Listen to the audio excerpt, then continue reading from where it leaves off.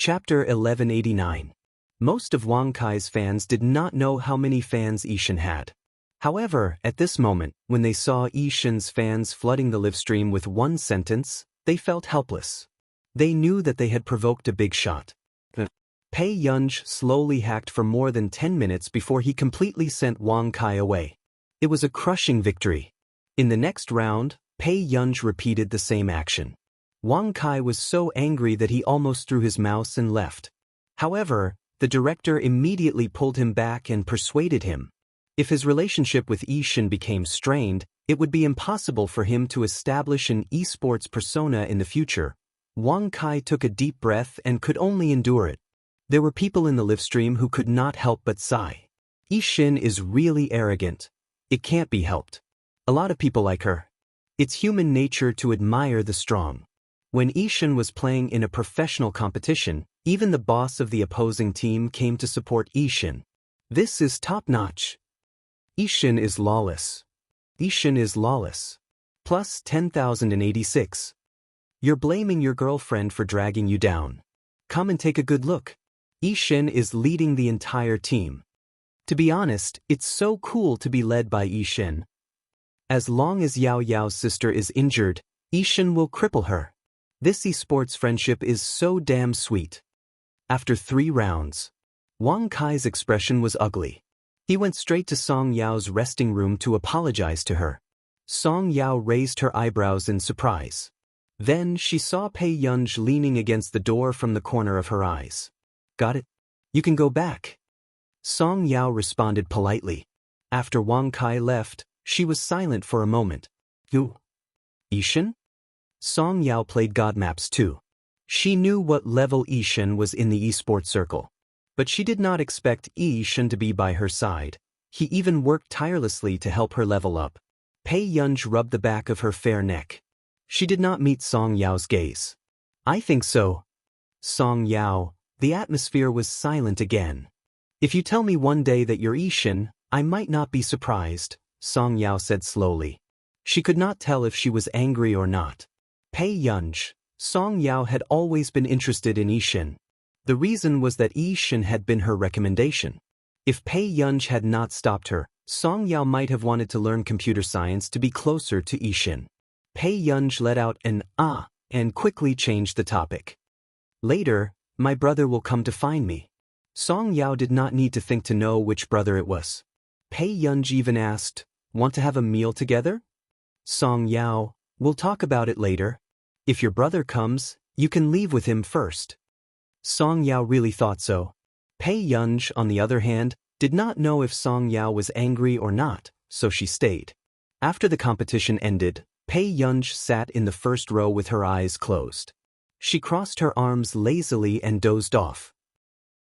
Song Yao had just sat on Pei Yunj's left when she realized that there was a man sitting on Pei Yunj's right. Under the dim lights, the man's light-colored eyes were devoid of emotion. His outstanding looks made one unable to take their eyes off him. He looked at Pei Yunj next to her lazily. His well-defined hand was carrying the bag of snacks for Pei Yunj. Pei Yunj's hand was still hooked around the bag. She did not realize that the weight was wrong. Suddenly, Pei Yunj's head leaned toward Song Yao. He leaned on her shoulders steadily. Song Yao felt Huashidu's gaze shift. The next moment, Song Yao sensibly stretched out her index finger and gently tapped on Pei Yunj's forehead, pushing it in the opposite direction. Pei Yunj leaned on the man's shoulder again. Chapter 1190. Song Yao tugged at her cloak and left without saying a word. Only then did the people around them realize that a handsome and noble man had appeared out of nowhere.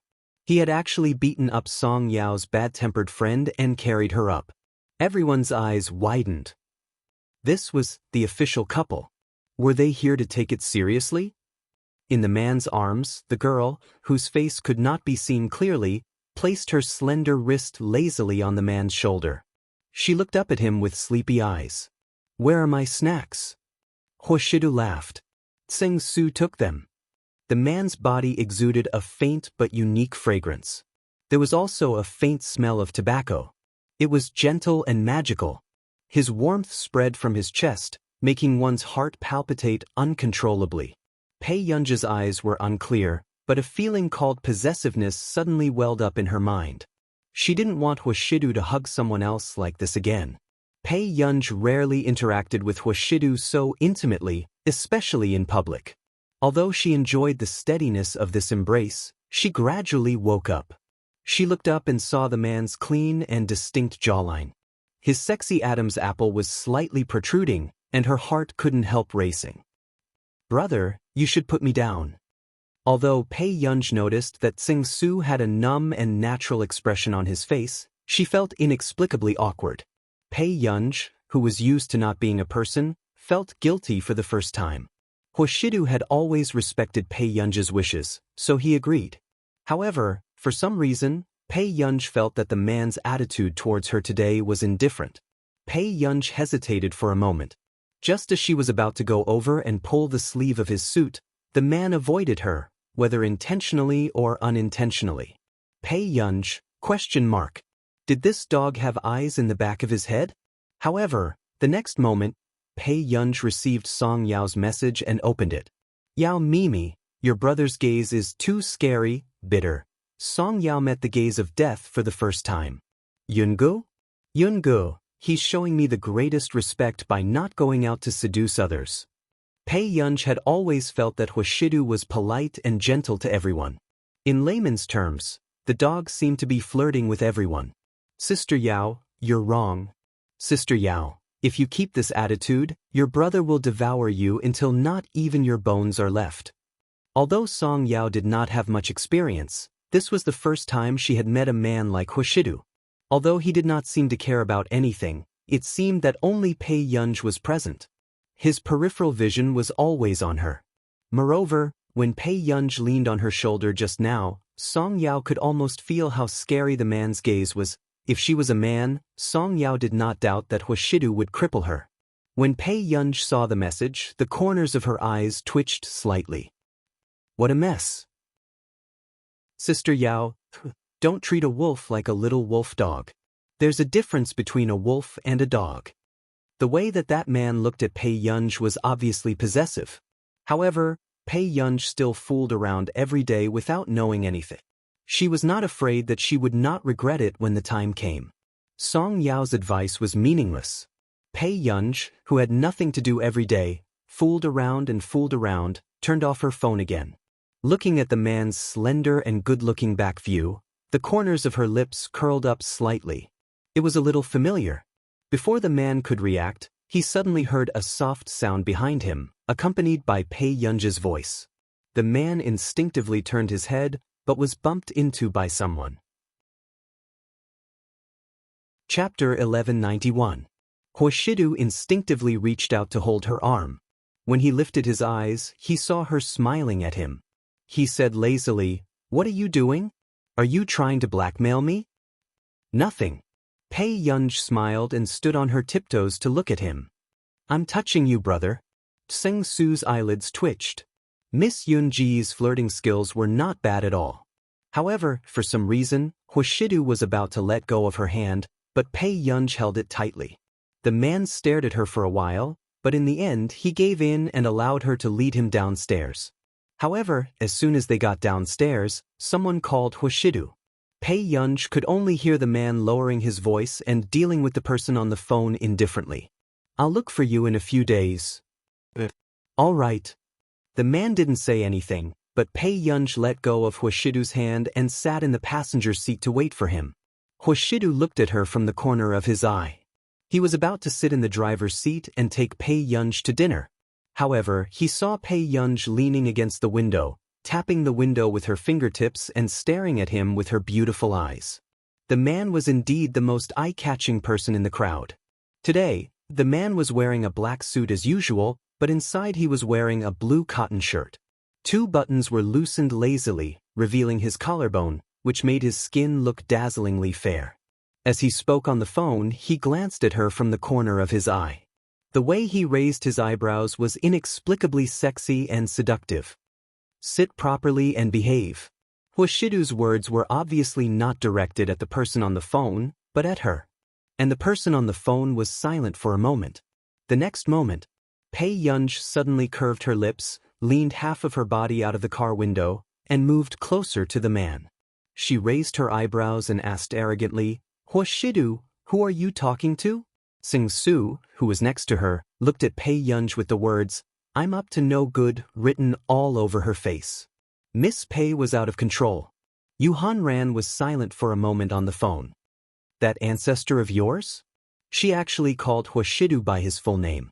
She was really spoiled by Huashidu. The man chuckled softly and glanced at her casually. "Yeah, he's not an ancestor." Just now, Yu Hanran was discussing how to get Huashidu to help persuade the two elders of the Yu family to let Yu Manran go on a blind date. If this matter continued to develop, Yu Manran might really want to cut ties with the Yu family. And Pei Yunj felt that the other party had mentioned her on the phone, so she silently prepared to shrink back. But the next moment, "Let's talk next time, I still have something to do," Huashidu said casually and hung up the phone. He conveniently wrapped his arms around her slender waist again. He easily held her in place. She couldn't retreat even if she wanted to. Huashidu threw the phone into his pocket and raised his alluring eyes. Pei Yunj also felt the man's fingertips on her waist, rubbing inch by inch. It was extremely ambiguous and deadly. "You came out and want to shrink back without doing anything.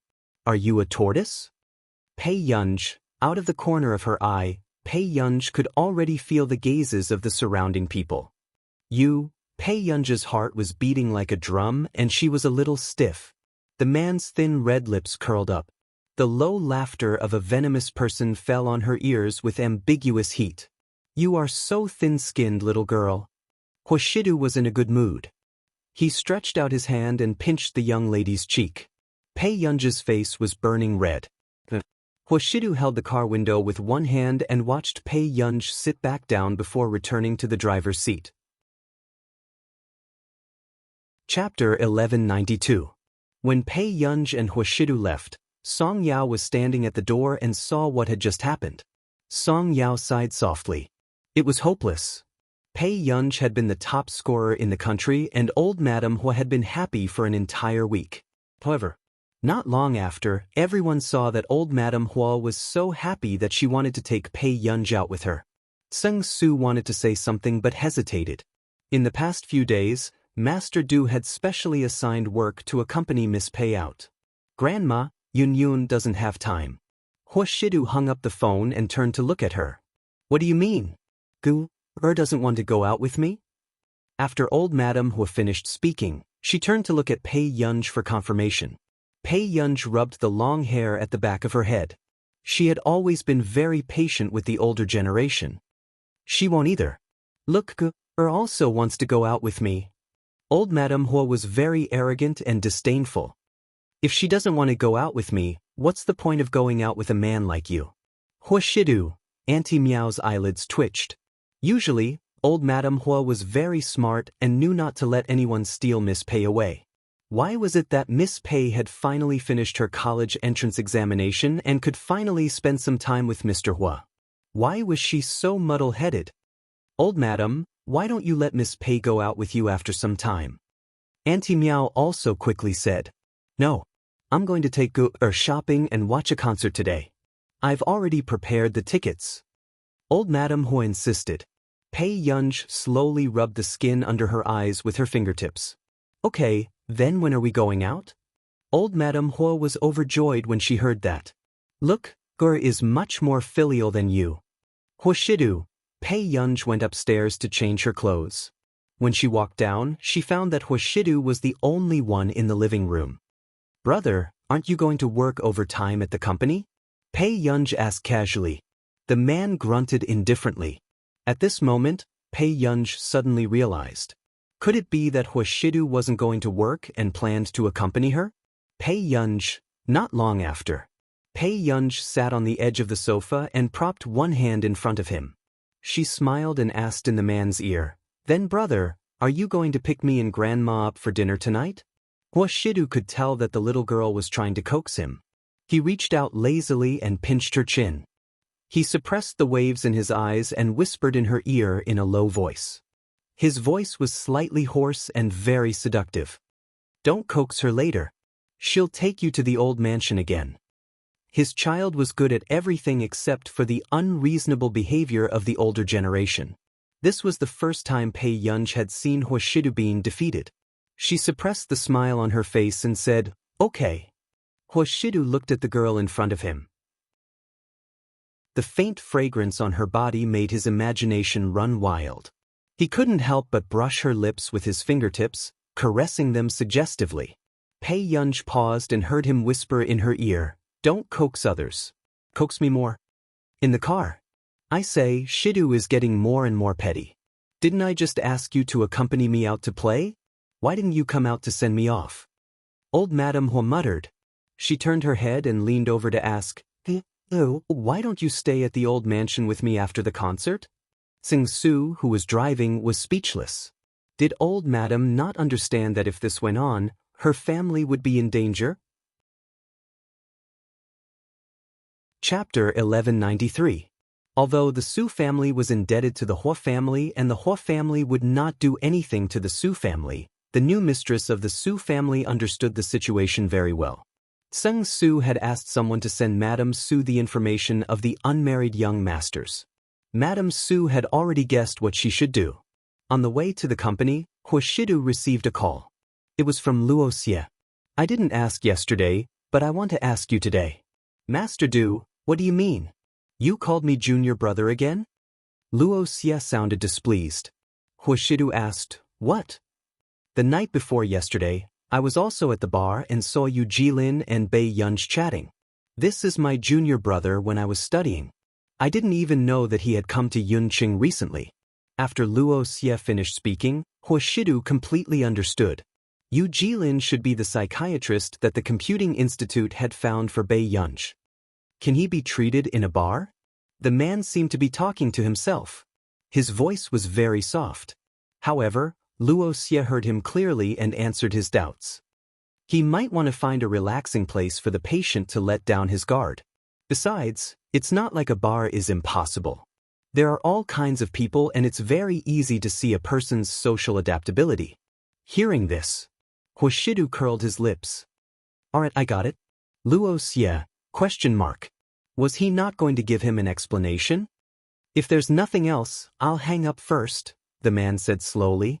Luo Xie immediately said, "You're not going to give me an explanation? Between you and him, which professional ability is stronger?" Huashidu raised his eyebrows and asked again. "Of course it's me. I'm in the medical world, okay? Let me tell you." Before Luo Xie could start bragging, Huashidu hung up. The holidays passed very quickly. Bei Yunj's graduation banquet was set for a week before school started. During this period of time, Bei Yunj went to Lin Lonjuan's place and the Qin family very frequently. However, on this day, as soon as Bei Yunj walked in, she heard the sound of porcelain shattering inside. Old Master Qin liked to collect antiques. Even the vases in the living room were worth millions. Bei Yunj's eyelids twitched. She didn't know who had made the old man angry. As soon as she walked in, Bei Yunj saw the handprint on Mrs. Qin's face. Her eyes were filled with tears. Mr. Qin couldn't help but scold him softly. "Dad, how could you hitting? Scram! Get the hell away from me, you bastards!" Bei Yunj heard old Master Qin's angry roar from outside. "Tong Yuang, let me tell you, if you have any conscience, you should compensate Go well. Instead of spoiling a stranger who is not related to you by blood like a blind person." Old man Qin pointed at her angrily.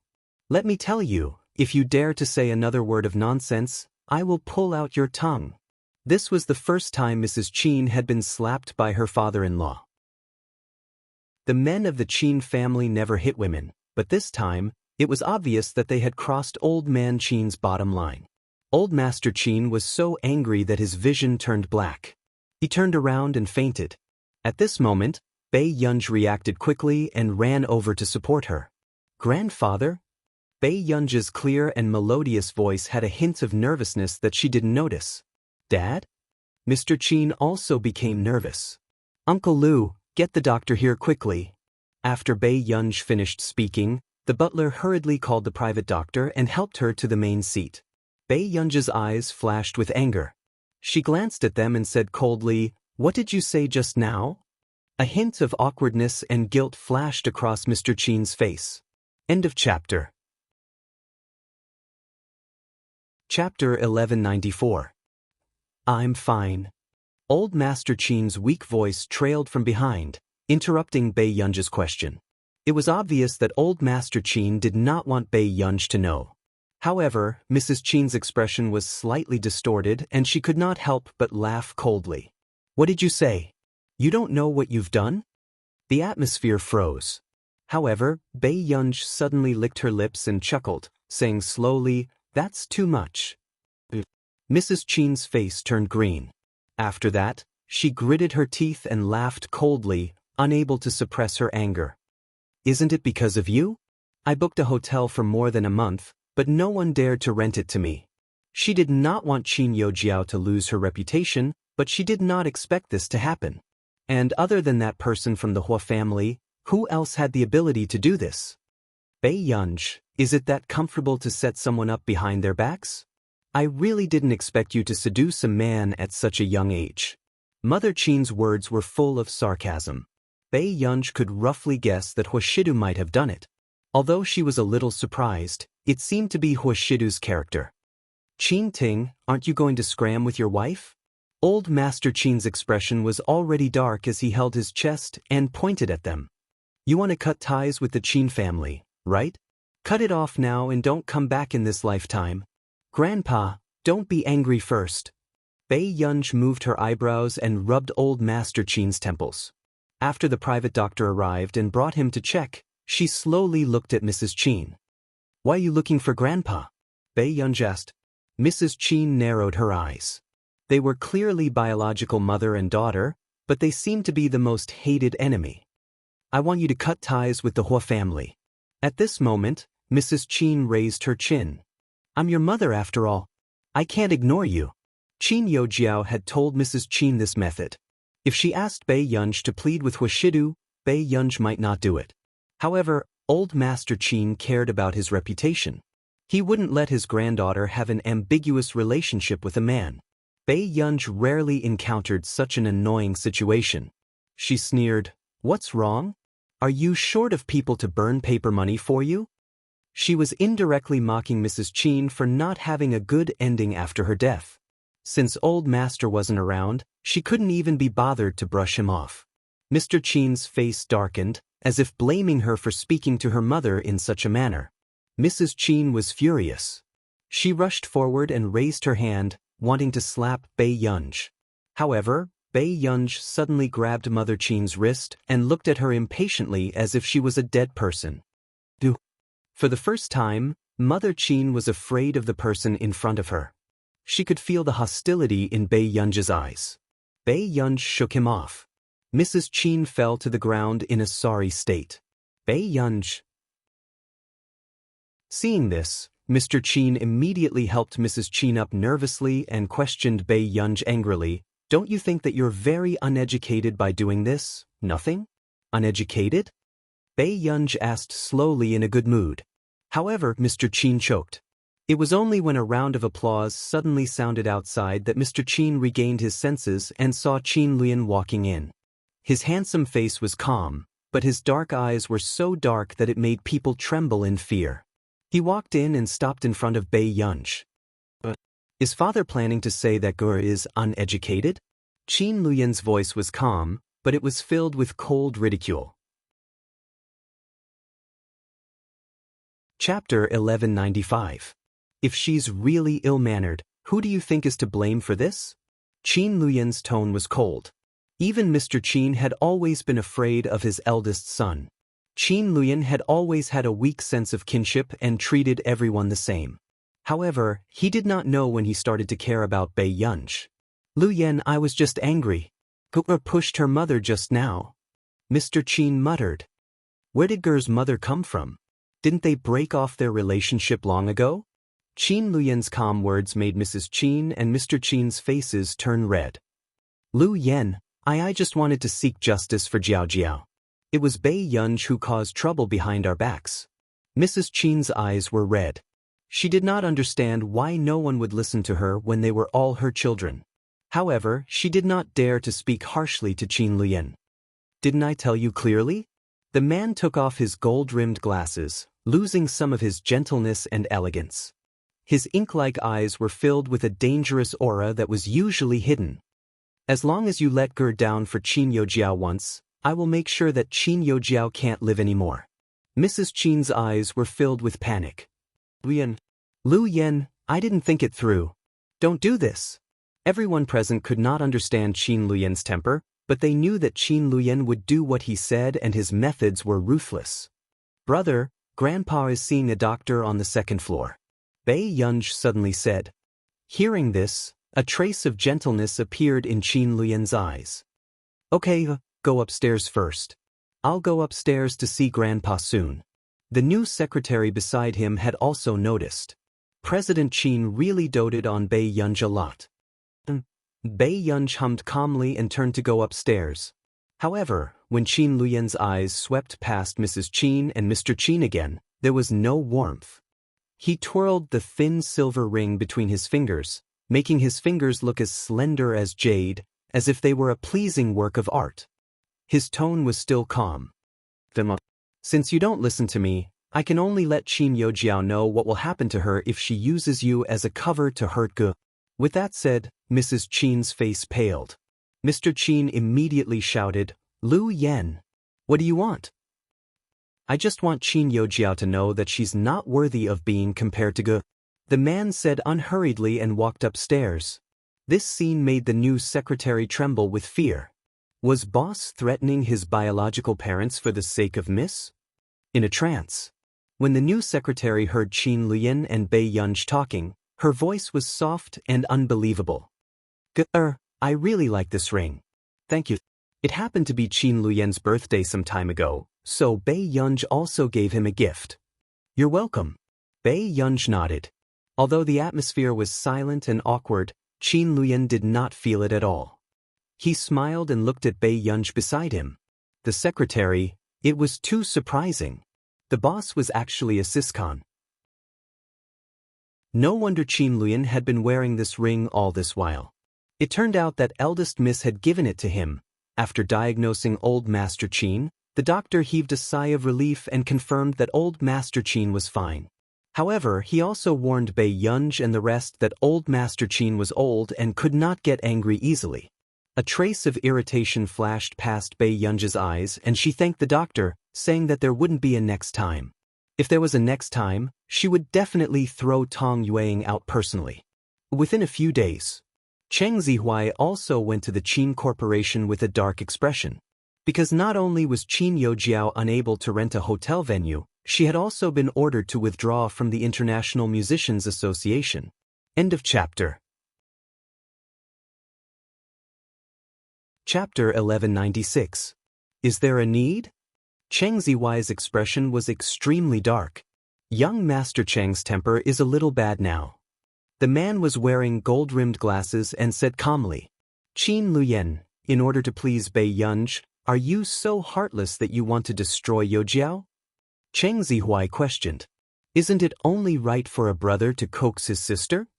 The man's unhurried words made Cheng Zihuai even angrier. When Qin Yojiao was in the Qin family, he had not doted on Qin Yojiao so much. The Qin family really only recognizes blood ties and no feelings. Cheng Zihuai gritted his teeth, although he had long disliked Qin Luyen. Even a dog would have more feelings than President Qin, right? Qin Luyen snorted. Young Master Cheng is quite good at praising himself. Cheng Zihuai was so angry that he almost lost his rationality. He was really Bei Yunj's biological brother. His words were so infuriating. In the end, Cheng Zihuai left with a dark expression. He could feel the hatred of this young master of the Cheng family from 10 meters away. Over the past few days, the atmosphere in the Computing Institute had been oppressive. The reason was that Bei Yunj's improved big data technology was very beneficial to the arrest work. Researchers from several countries had a meeting and suggested to push the truth, but it was rejected by Bei Yunj. The reason was that this technology was not only beneficial to the country's arrest work, but also beneficial to illegal elements to obtain some data that was not made public. For example, for so many years, Many countries had insisted on protecting the genetic data of their people. Once it was controlled by the enemy, it might lead to the extinction of the entire nation. It was also because of this that Bai Yunj was impatient with this meeting and was very grumpy. As a result, the other researchers were still unable to calm down from Bai Yunj's scolding. Halfway through the meeting, Bai Yunj asked from the bottom of his heart, "Do you have brains?" This was the first time a group of scientific research elites, who had been called geniuses since they were young, were despised for their intelligence. They almost wanted to fight with Bai Yunj. In the end, when the meeting ended, Bai Yunj also warned everyone. If anyone touched this technology, they would have to bear the consequences. In the office, hearing Bai Yunj insult all the big shots, Si Qingyan was shocked. "Yunj, aren't you going overboard?" Bai Yunj paused. "I'm not scolding them. I'm just asking." Si Qingyan was speechless. "What do you mean by the consequences? Threatening them?" Si Qingyan could not help but ask. Bai Yunj said, "A simple lunatic would blow up the most famous building and cause panic. But a lunatic with a bit of brain can overturn a country, or even the world." Si Qingyan was stunned. Do you remember a certain virus research institute in K country that accidentally infected wild monkeys with a virus in the jungle? When Si Qingyan heard that, he recalled the extremely serious infectious disease and felt his hair stand on end. Bai Yunj glanced at him indifferently. "The virus can affect the human body. If we use this technology to obtain genetic samples and synthesize biochemical weapons, we can target different species and exterminate them." Si Qingyan's scalp went numb. No wonder Bai Yunj was so determined. Si Qingyan could not help but ask, "Then why do they want to implement it so much?" Zhong Shenglin walked over and interrupted, "Because Ge'er's breakthrough is more convenient for them to do scientific research. The world is bustling with activity, and everyone comes and goes for benefits. Besides, they always felt that they had the confidence to control this technology well. They did not take those highly intelligent terrorists seriously." End of chapter. Chapter 1197. Not all of these people were convinced by Bai Yunj. They felt that Bai Yunj was indeed a little talented at such a young age, but she was still too shallow to see problems and did not know how to seize the benefits. "I've reported this to the higher-ups," Zhong Shenglin said with a smile. Bai Yunj looked at him. "Don't worry. The higher-ups have already agreed to prohibit the disclosure of this technology. They will also explain the situation to the people in charge of other countries. You just have to continue your research." Zhong Shenglin patted Bai Yunj's shoulder. Bai Yunj hummed calmly and asked, "Then what about the next meeting? What should they do?" "You can go and have fun next. My friend happened to give you a few tickets to the art exhibition. Bring a few friends to take a look." Zhong Shenglin immediately stuffed Bai Yunj with a few tickets to the art exhibition. Bai Yunj was speechless. After Bai Yunj was forced to leave, Si Qingyan could not help but say, "What about me? I want to rest during the weekend." "Rest my ass." Zhong Shenglin rolled his eyes. Si Qingyan said, "I'm not even worthy of a holiday? Then why can Bai Yunj rest? If we let her attend a few more meetings, our computing institute will really become an orphan in the industry." Zhong Shenglin's eyelids twitched. Si Qingyan was speechless. Bai Yunj looked at the tickets in her hand and thought for a moment before taking a photo and sending it to the group. Bai Yunj, picture? Lu Yuanxi, Master Pei, will typing a few more words affect the country's fate? Bai Yunj, 1, Song Yao, 1, Chu Zhixing, 1, Lu Yuanxi was speechless. 2 Bai Yunj isms. The tickets to the art exhibition that Zhong Shenglin had given her were difficult to get in the outside world, but Bai Yunj still had an extra ticket in her pocket. "What's this drawing? I don't understand." Lu Yuanxi made a judgment. Bai Yunj glanced at him sideways. "If you don't understand, why did you apply for construction?" Lu Yuanxi, Song Yao and Chu Zhixing did not have much appreciation, but they did not speak easily.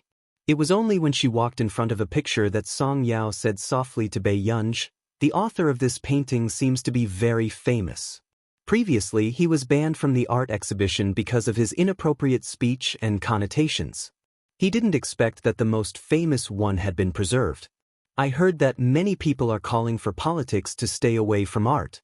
Do you know about this? Lu Yuanci snorted. Do you expect a caveman like her to observe the public opinion of the netizens? Bei Yunj glanced at him. But now, who has so much free time to do art? Lu Yuanci began to speak brainlessly again.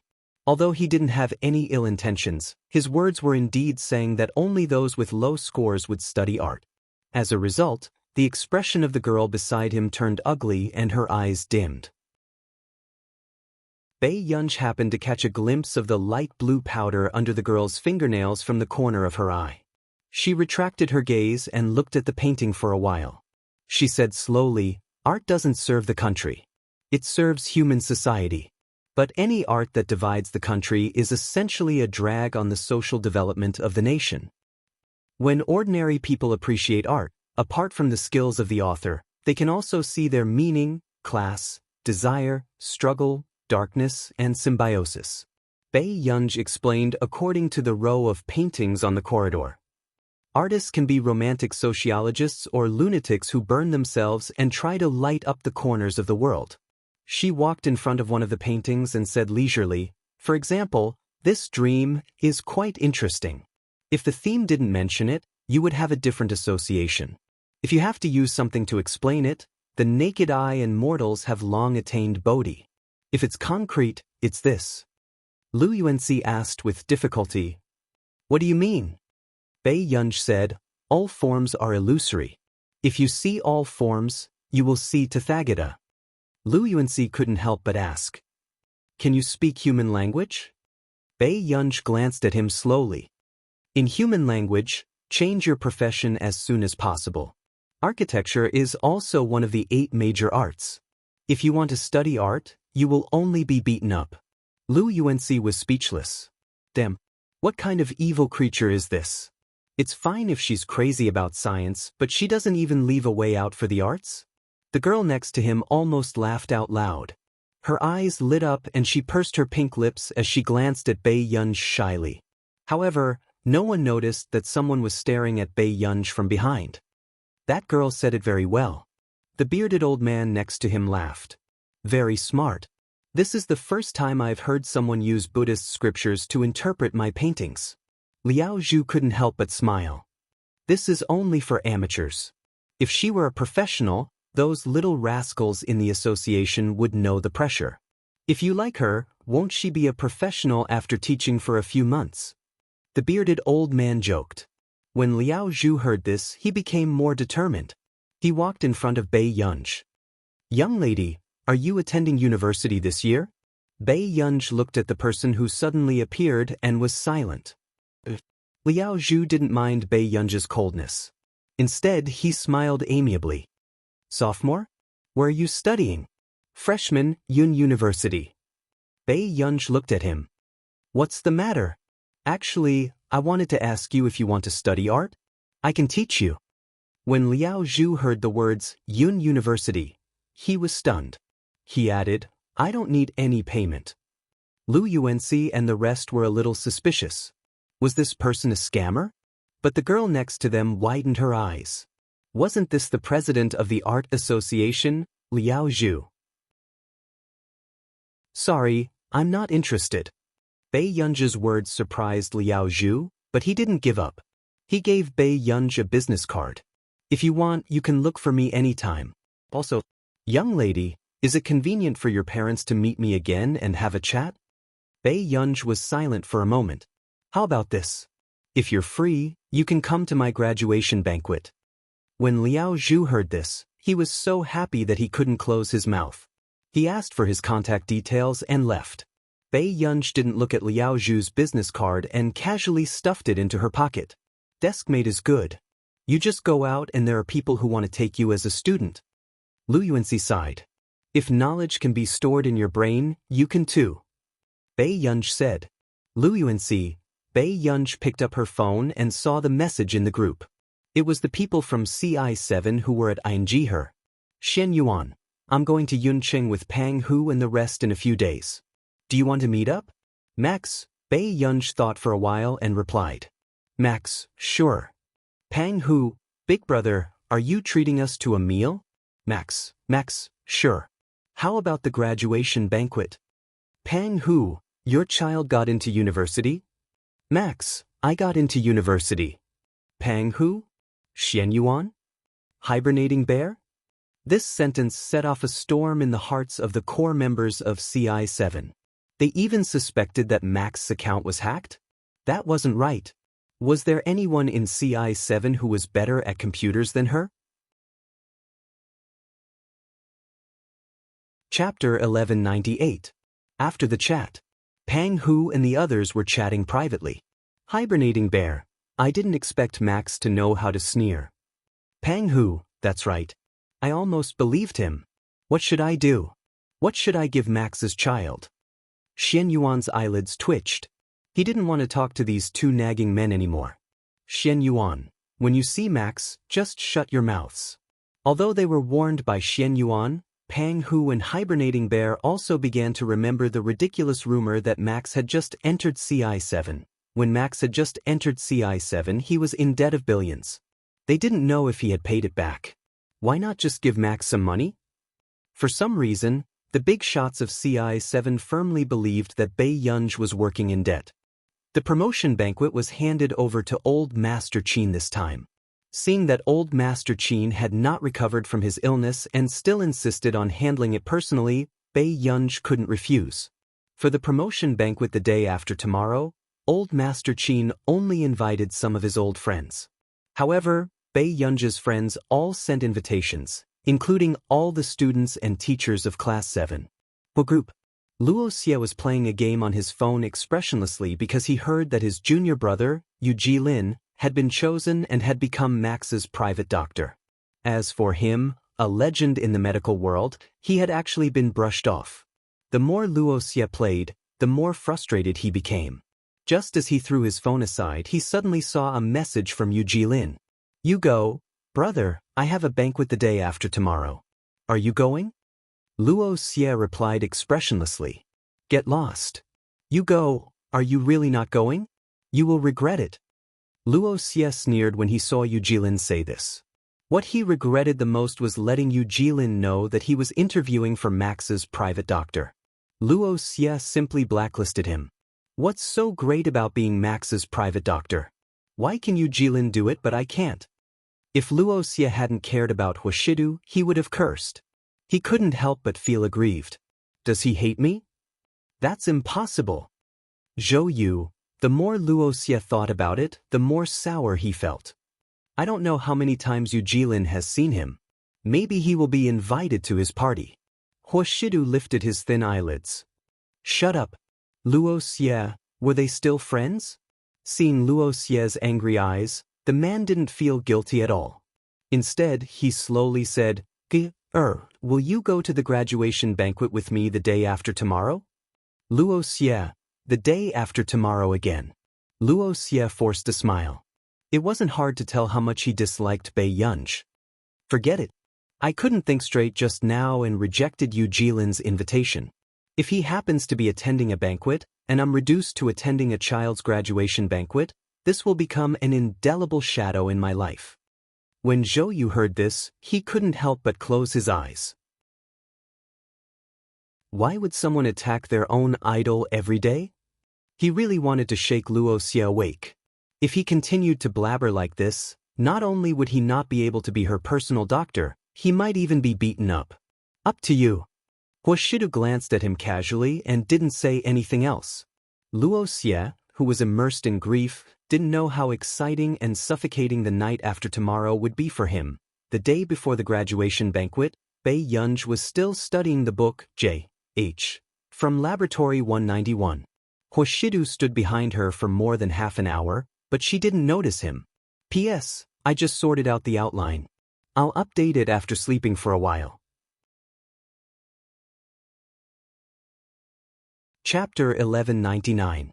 Suddenly, Bei Yunj's phone rang and she answered without looking up.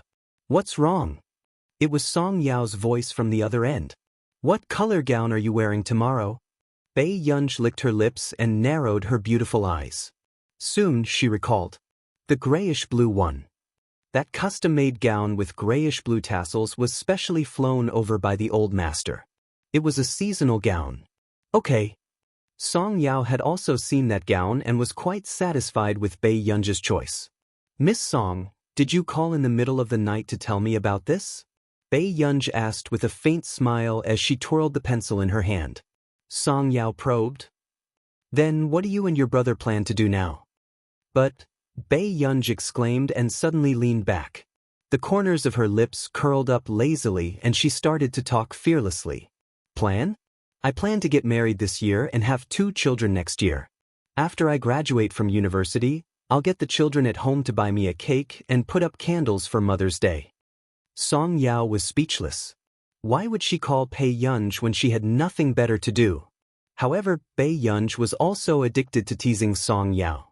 She looked up at the ceiling playfully, her gaze gradually moving back and her mouth becoming louder. Auntie Little Song, don't be anxious.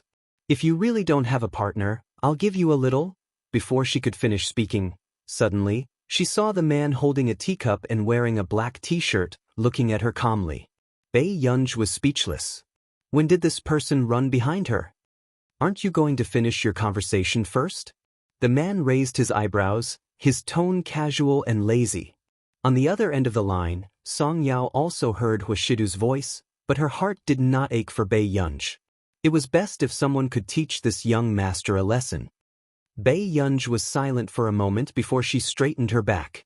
Well, Hanan, see you tomorrow. On the other end, Song Yao could not help but smile. Okay, good night. The call was hung up and the atmosphere was strange. When did you come in? Bei Yunji asked subconsciously. Before you call me.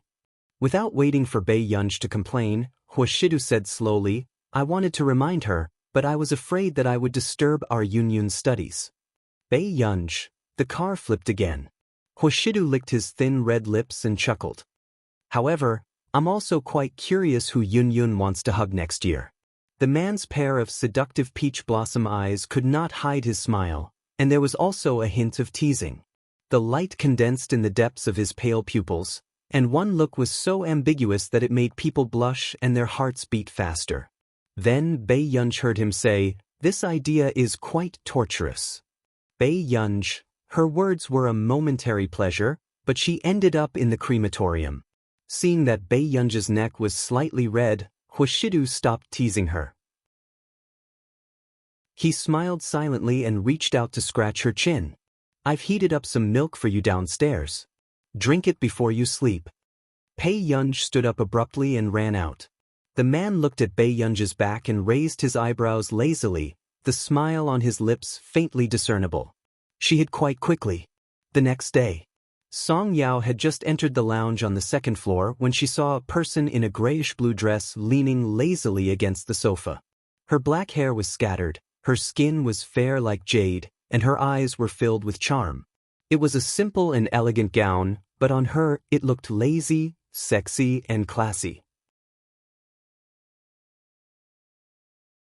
Chapter 1200. Your waist isn't good? Why are you lying down? Song Yao could not help but smile. It was obvious that he remembered yesterday's accident. Bei Yunji was speechless. After what happened last night, Bei Yunji was slightly silent this morning, but the man's expression was the same as usual. However, when they were sitting in the back of the car, she suddenly heard the man ask, have you thought about who you want to be the father of your child? Nonsense. Huashidu. However, the D***M man that Bei Yunji was scolding in her heart was talking to old Master Qin downstairs. Bei Yunji leaned her chin against the railing on the 2nd floor with Song Yao.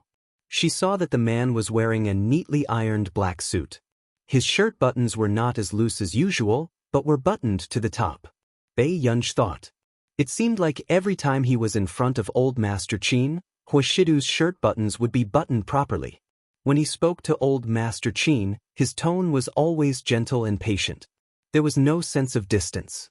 However, as long as old Master Qin walked far away, although the man looked refined and dignified, his expression was indifferent and light. There was a sense of alienation that kept people thousands of miles away. Suddenly, Song Yao smiled. That's great. What? Bei Yunj asked. When I liked Fu Yanbai in the past, I overestimated myself and always treated a man's charity as something special. But later, I found out that because we are destined to have an unequal relationship, as long as he treats me normally, I will think that he treats me well. Song Yao's eyes were curved, but her voice was as gentle and smiling as ever. But Hua Shidu was different. He was so good to Bei Yunj that anyone with a discerning eye would be envious of. It was as if, as long as you look at me with a little love in your eyes, I will walk over and hug you openly. With such a man liking Bei Yunj, Song Yao was not afraid that Bei Yunj would follow in her footsteps. Bei Yunj looked at Song Yao for a while. She reached out to stroke the hair on her neck and said slowly, "Ting, don't be afraid. As long as I'm around, there won't be a second Fu Yanbai by your side." Song Yao did not want to waste her energy to like anyone else. Now, she only hoped that her parents would be healthy and happy. Bei Yunj would succeed in everything. In the evening, there were many guests downstairs. After some of Old Man Chin's old friends finished exchanging greetings, they glanced over and saw several old men with smiles on their faces. Although they weren't dressed extravagantly, they looked strangely familiar. Those people look familiar. Someone could not help but murmur, "Do I look familiar? But from what I see, he looks very ordinary. I thought he had snuck in." As soon as he said this, a certain seal was pushed hard by his friend. "What's wrong with you?" That was by Ming Zhang, an academician of the Academy of Sciences and the former president of Yun University. "You don't even like her?" As soon as he said that, everyone looked at Bai Mingzhang. Bai Mingzhang's friends were dressed in the same style as Bai Mingzhang, and they looked very familiar with each other. "Bai? Then the people around him can't all be." The person who spoke felt his legs go soft. This was a scientific research big shot that could only be seen on TV. Zhong Shenglin, Zhou Moping, Yu Guang, Si Qingyan, and the current principal of Yun University. I don't know the rest. However, when these names were read out, it was already enough to make people suck in a breath of cold air. Did half of the scientific research community come to celebrate eldest Miss Qin's graduation? Wasn't this too extravagant? A VIP of this level was not someone who could be invited by money and power. Chapter 1201. These people who stood at the top of the scientific research field did not care if you were rich or not. Otherwise, with the standards of people like Bai Mingzhang and Zhou Moping, selling a few patents would make people look up to them for the rest of their lives. What's going on? Old Master Qin can even invite these people? The others could not help but be shocked. After the people at the side came back to their senses, they stared at the two figures and hesitated. In the end, they did not say a word. Old Master Lung and Old Master Chu were actually here. The boss who had seen Old Master Chu and Old Master Ling by chance felt his scalp tingle. The scariest thing was that the Qin family could invite these two people. People like Old Master Lung and Old Master Chu would not easily attend banquets and did not like to have anything to do with people in the industry.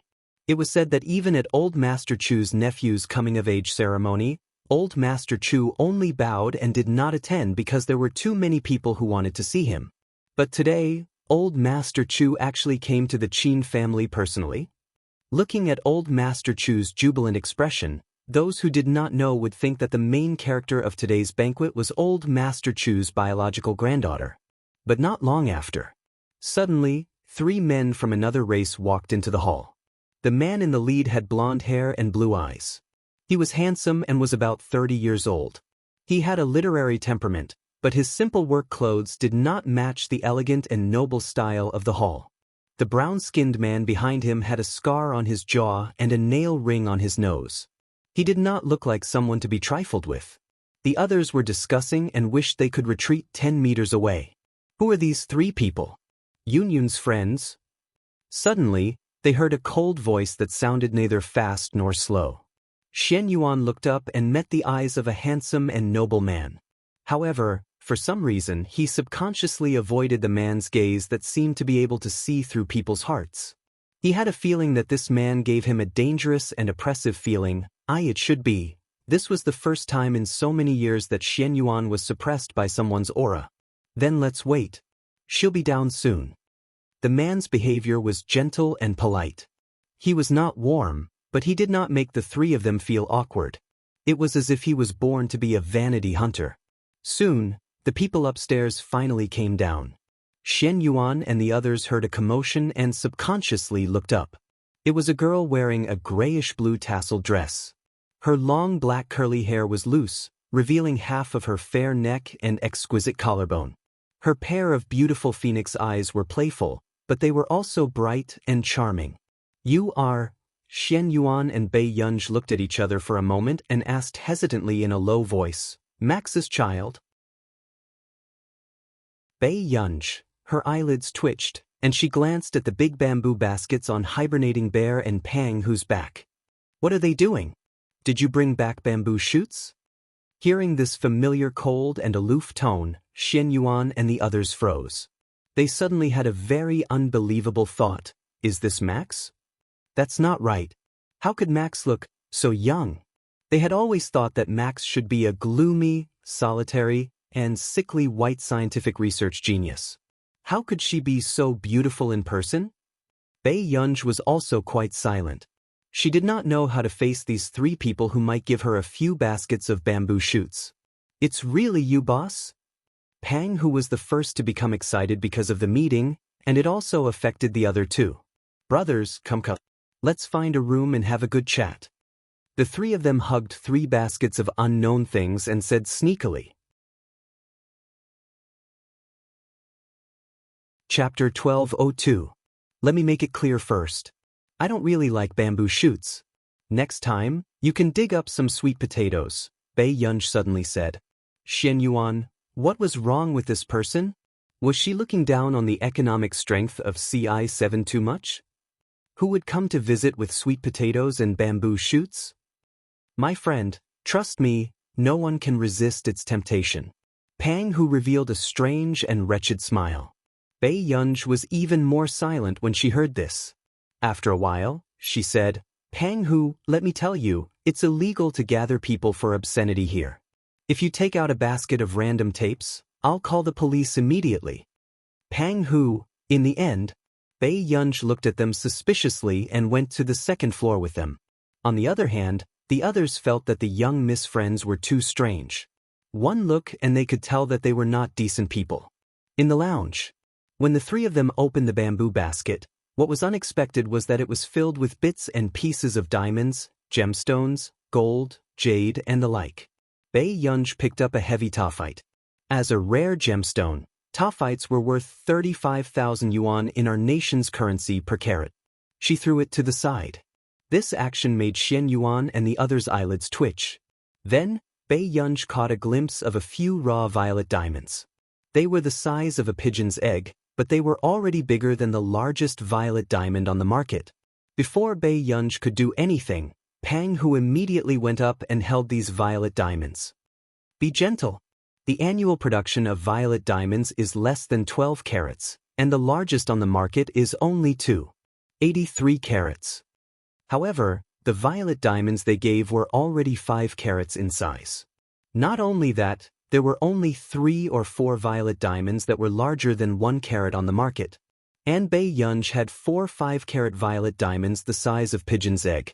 Where did this come from? Bei Yunj raised her eyebrows. Pang Hu immediately said, this was dug up legally, and it's also from Amanal mines. If I didn't know that you owed tens of billions, I would have given you half of my fortune. Bei Yunj interrupted, what tens of billions? Pang Hu used the tone of an experienced person and said earnestly, don't be embarrassed, I'm doing this because we're kindred spirits. Young people, who hasn't done some messy things? Bei Yunj suddenly laughed. She licked her lips and glanced at them. What nonsense have I done? But for some inexplicable reason, he felt a lingering fear. Zhixiong hesitated. Didn't you get caught for robbing a bank, and now you're tens of billions in debt?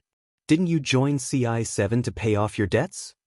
Bei Yunj, ? Xian Yuan, ? The director said so.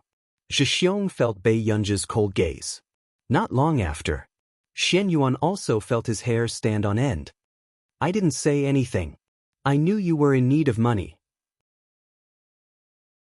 Maybe it's because of debt. Who knew that this group of people would gossip all day long and fill in the blanks like this? A few minutes. After Xian Yuan finished explaining, the atmosphere became awkward. Max, how big is your yard? Planting flowers is so expensive? How many do you have? Just a few hundred square meters. Xian Yuan and the rest still felt that it was normal, but the next moment, they heard Bei Yunj continue, Juliet Roses. Xian Yuan, Pang Hu and Zhixiong, was that the legendary million roses that they didn't even dare to touch? Even for people like them who didn't lack money, Juliet roses were famous for being squeamish. Those who could afford to buy them weren't big shots. Those who could afford to raise them were the real big shots. Chapter 1203. They were actually pitying someone who raised hundreds of Juliet roses? She really felt that she was living too well. Pang Hu couldn't help but ask, Max, this flower is very difficult to raise, right? You're raising it in Yunqing? It's quite difficult to raise, but the manor's butler takes care of it. The flowers are raised in Neely. If you like them, you can go to Bacton to pick them, Bei Yunj replied after thinking for a while. Xian Yuan also fell silent. Bacton Manor?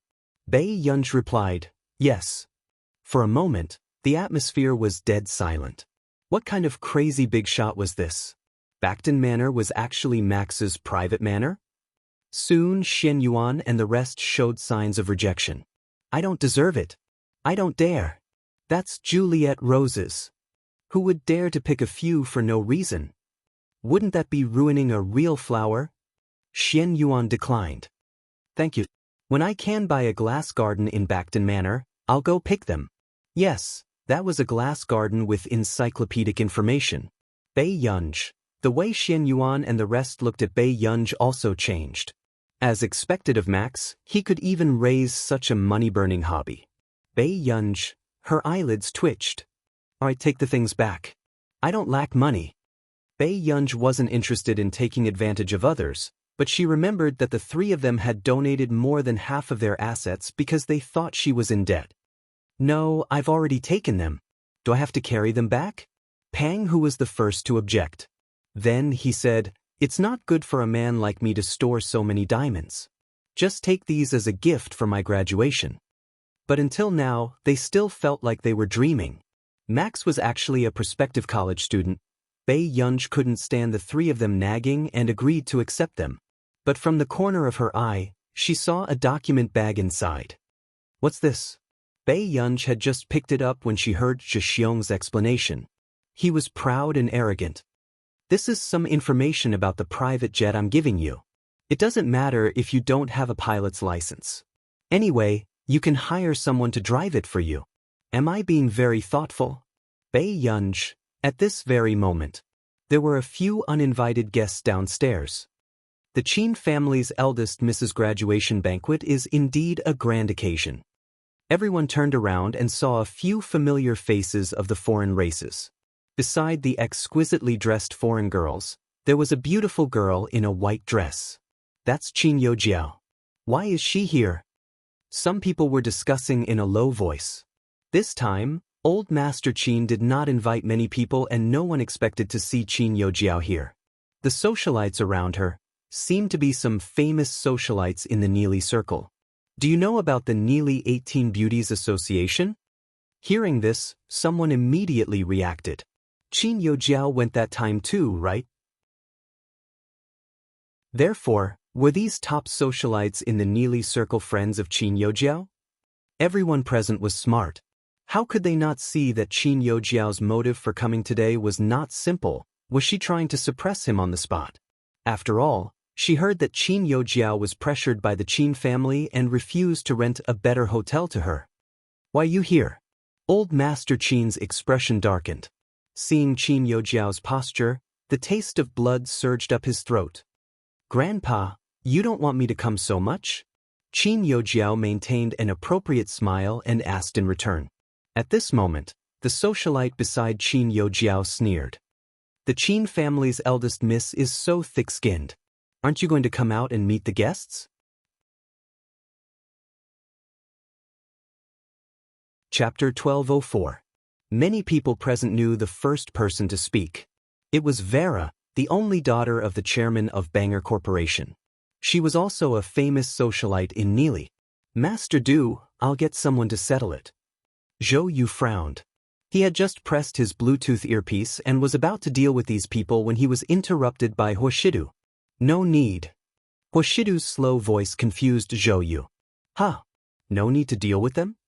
But wasn't Master Du always nervous about Miss Pei? How could he bear to let Miss Pei be bullied? At this moment, Huoshidu looked at the person leaning lazily against the railing on the stage and turned to walk down. His upturned eyes were lazy and light as he replied slowly, "They provoked Bei Yunj." Zhou Yu did not understand what he meant, but Seng Su understood. Master Du wanted to use these people to establish Miss Pei's authority. There were so many people in the industry present. Master Du did not want people to think that Miss Pei had just entered a wealthy family like the Qin family and had hooked up with him in the blink of an eye. He wanted people to know that Miss Pei never needed to hide behind anyone. Seng Su had just regained his senses when he heard the man say lightly, "You can deal with those who need to be dealt with any time." Alright, he was still targeted by Master Du. "Grandpa, what happened? Who made you so angry?" Bei Yunj's voice trailed from upstairs slowly. Xian Yuan and the rest could probably see that someone seemed to be causing trouble downstairs and their eyes turned cold. Are these your friends? Seeing Bei Yunj, old Master Qin's voice became gentle as he held Bei Yunj's hand with a smile. Bei Yunj replied, "I just met online friends." The rest of the people were speechless. There were still people meeting online friends these days? And they were overseas friends? Xian Yuan greeted Old Master Qin in Country A's language. Old Master Qin was not harsh on Bei Yunj's friends. Instead, he chatted with Xian Yuan in a fluent foreign language. This scene almost hurt Qin Youjiao's eyes. The jealousy and distortion in her eyes could not be suppressed, and she could not help but laugh coldly. They were really filial. "I heard that Miss Pei got into Yun University's physics department. It's really not bad. If you need it, why don't you come to Bangor's research team to give it a try?" Vera casually held her champagne glass and smiled sarcastically. "Our company recruits 100 researchers every year and eliminates them through screening and elimination. At the end of the day, they're all working for others." After saying this, Vera didn't know that Zhong Shenglin and the others had stopped eating and slowly turned to look at her. The atmosphere suddenly became oppressive. Really? So powerful? Bei Yunj's red lips curved as she followed her words. "It's not that impressive, but it's still slightly better than some useless research companies in Country A." Vera shook her champagne glass confidently, trying to suppress Bei Yunj with every word she said. "Miss Pei, you don't have to be nervous. On account of Youjiao, it's not difficult to let you enter Banger. Miss, you're too polite. But I'm currently working with someone, so I can't enter your company." Bei Yunj glanced at her with interest and sneered. He walked to the long table and poured a glass of red wine. Vera seemed to have found an opportunity and immediately asked, "Miss Pei, what company are you planning to enter? You actually don't like our Banger? Could it be that you'd rather choose a third-rate company than accept my good intentions because of a fit of pique?" Chapter 1205. Bei Yunj did not speak, but the corners of her lips curled up slightly. When the socialites saw this, they thought that Bei Yunj had been exposed by them. They were angry but did not dare to say anything. Yunj, Vera's father's company, is a top-notch research corporation. You don't have to reject him. Qin Youjiao chuckled from the side. Many people can't get this opportunity even if they beg for it. Those who didn't know better would think that Qin Youjiao was giving Bei Yunj charity. However, not far away, the expressions of Zhong Shenglin and the rest were extremely dark and their hearts were numb and cold. Sure, Banger Corporation. She still looked down on them who did scientific research. "So, you want to poach me?" Bei Yunj raised an eyebrow. Her words made Vera's expression darken and she laughed in anger. This woman really dared to say it. Their company was poaching her? Where did she get the cheek to let their Banger Corporation give her this honor? However, Vera still suppressed her anger and said with a fake smile in front of everyone, For Yojiao's sake, I can help you pay the penalty fee. As for the company you originally signed with, it's not a big deal. I'll give them more money and let them know when to stop. Vera's arrogant tone made old Master Qin almost fly into a rage when she deliberately humiliated her in front of everyone. Who did she think she was to dare speak like this? Did the elder young miss of the Qin family need someone else to pay the penalty fee?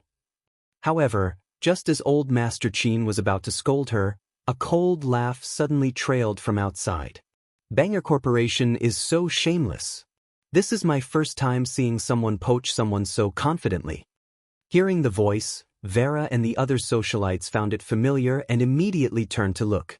They never thought that the people walking over would be Titch and Jasmine. Why were they here? Vera's expression changed and she panicked inexplicably. Titch, I just think that Miss Pei doesn't need to stay in that kind of third-rate company and want to help her. At this moment, Vera still didn't know which company was the third-rate company she was so confident in. After all, she didn't believe that any top research corporation would cooperate with a prospective university student. Titch, when did your family become a third-rate company? Jasmine had an elegant smile on his lips, but there was no warmth in his eyes when he looked at them. Vera's smile froze for a moment. What? Titch simply looked away and walked in front of Bei Yunj. Titch's eyes lit up as he looked at Bei Yunj. His tone was inexplicably respectful as he said, Miss Pei, this is the gift I prepared for you. My father still has something to do at the company, so he'll be half an hour late. He asked me to greet you first. Judging from Titch's tone, those who didn't know would think that he was meeting an elder. However, Titch was a famous young master in the Neely Circle. Who would dare to be his senior? Bei Yunj frowned. What is he doing here? Titch. His teacher still disliked his father as usual. Jasmine also panicked when he saw Bei Yunj's attitude. It was over. His father was also here today. He even said that he had to pull him over for a few drinks today. On the other hand, Bei Yunj felt that her student seemed to be a little restrained every time he saw her. She thought for a moment and decided to find a topic to ease the tension. She asked lightly, Have you finished writing your research report? Titch, Jasmine, what kind of death question was this? Chapter 1206. Titch said, It might take another 2 to 3 days. Although they were already used to Bei Yunj's rhythm, this habit was numb and they could not keep up with Bei Yunj's level. However, this conversation seemed abnormally strange in the crowd. Who were Titch and Jasmine? Skipping grades in high school and university was like child's play. When they were studying at a top university like Neely University, they had already entered our nation's computing institute with first and second results. Who in the Neely circle had not been crazily infatuated with these two handsome and intelligent men? However, from the conversation just now, those who did not know would almost think that Bei Yunj was Titch and Jasmine's senior teacher. Vera's expression did not look too good either. Everyone in the Neely circle knew that she liked Titch and that the Delaney Corporation and Bang Corporation were interested in a marriage. Although Titch did not like her and had not even spoken to her much. Titch, is Bei Yunj from your corporation's research team? Vera bit her lip and could not help asking. However, when Titch and Jasmine heard Vera call Bei Yunj by her full name, they both looked up at her with a little coldness. Titch said expressionlessly, No, Miss Pei has shares in our corporation and is one of the decision-makers of the corporation. With that said, Titch specially added, it was Miss Pei's decision to work with Bang previously. The news of the Delaney Corporation was very tight and not many people knew that the chief decision-maker was Bei Yunj. They only knew that their big boss listened to that new boss very much. Instantly, Vera's face paled and Qin Yojiao's expression changed. Qin Yojiao looked up at Bei Yunj and stared fixedly at her. What? How was that possible? She's the new decision-maker? What? The crowd burst into an uproar. How many F***king people in the country could get in touch with the Delaney Corporation? However, the eldest young miss of the Qin family had actually become the decision-maker of the Delaney Corporation without batting an eyelid? Vera had never had such a guess. Although Bang had been asking around about who the new decision-maker of the Delaney Corporation was, he did not know if it was a man or a woman.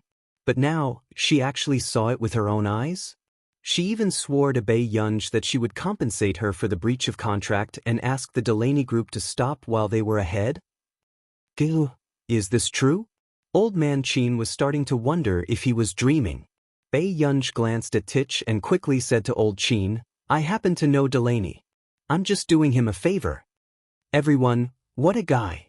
What kind of dog talk was this? However, I didn't expect that company to be Bangor. Bae Yunj's slow voice made Vera subconsciously raise her head and look into her eyes. She shuddered suddenly. Clearly, she only wanted to get closer to Elena, so she planned to help Qin Yojiao. After all, it was easy for her to deal with the eldest daughter of the Qin family, who couldn't even be considered a top family.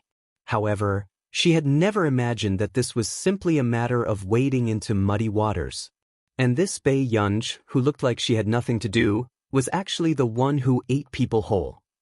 Then when you chose Bangor? Tich wanted to say something but hesitated. Bae Yunj said slowly, how would I know whose company is better? Delaney insisted on asking me. I saw that the person in charge of Bangor had the surname Song, so I voted for him. Everyone, ? Lu Yunxi sighed. Sister Yao is really favored. Chu Zhixing, what terrible language skills. Chapter 1207. Tich didn't expect his teacher's reason to be so simple and straightforward. He thought that at least it was because Bonner had won his teacher's favor in advance. However, when he thought about it, his father had always been cautious about anything related to his teacher. No one else would have the chance to curry favor with him. When Vera heard Bae Yunj's words, her expression changed even more. Ever since she started working with Delaney this year, their company had been thriving, so Vera's status in the socialite circle had also risen. But now, she had offended the person who had brought all this to her. Suddenly, everyone heard a sneer not far away. Indeed, we can't match up to a big company like Bonner Group. I didn't expect that the Banger Group had never taken us seriously. Vera frowned subconsciously and looked at the person who spoke in disgust. However, when she saw who it was, her face turned pale. Zhong Shenglin. Why was Zhong Shenglin from the Computing Institute here? Mr. Zhong, why are you here? Vera's expression was ugly as she forced a smile. There was a reason why Vera knew Zhong Shenglin. Back then, Bonner had begged for 3 years before they got the chance to work with the Computing Institute. She didn't expect to meet Zhong Shenglin on this occasion. When Zhong Shenglin rejected her father's invitation, he had said that he didn't like to get involved in anyone's banquet. Why? Do I need your family's permission to work for your company and attend a junior's graduation banquet? Zhong Shenglin's tone was very bad, making Vera hesitate. I didn't. Unexpectedly, Zhong Shenglin interrupted coldly. In that case, the termination letter from the Computing Institute will be sent to your company's email tomorrow morning. Although I, Zhong Shenglin, have been doing research all my life, I don't lack companies that are begging to cooperate. Instantly, Vera's face turned pale. Her father had been begging for 3 years, but because of her words, it was completely ruined? If her father were to find out about this, he would definitely want to chase her out. Especially in the past 2 years, after entering the Computing Institute, the institute had always been in the limelight. Elder Zhong, I'm young and ignorant. Please don't take it to heart. I'll apologize to you, is that okay? Vera's eyes were red and she felt even more regretful. Why did she have to find trouble to help Qin Yojiao vent her anger today? This matter had nothing to do with her. Miss Vera, please respect yourself. We old fellows have heard your words clearly. After Zhong Shenglin finished speaking, Miss Vera realized that the people around Zhong Shenglin were all familiar faces in Country A's scientific research field. Even though she had always been proud of Country R's scientific research capabilities, she also knew that this group of people, even those ruthless figures in Country R's scientific research field, did not dare to offend them easily. Vera felt the gazes of these big shots and her legs went soft for a moment. How could this be? It was clearly just a banquet for the eldest daughter of the Qin family. Why were all these lofty scientific research bigwigs here? Vera was not the only one with a terrible expression. Qin Yojiao was the same. Her pupils constricted and her pretty face was a little distorted. She could not understand why this was happening. What had happened in the 2 years she had been away? Why did Bei Yunj know these people? Bei Yunj walked slowly towards Qin Yojiao and leaned forward slightly. Welcome, Miss Qin. However, Miss Qin, you should change into another gown. It's quite an eyesore. With that said, the red wine in Bei Yunj's hand spilled on her dress. Bei Yunj. End of chapter.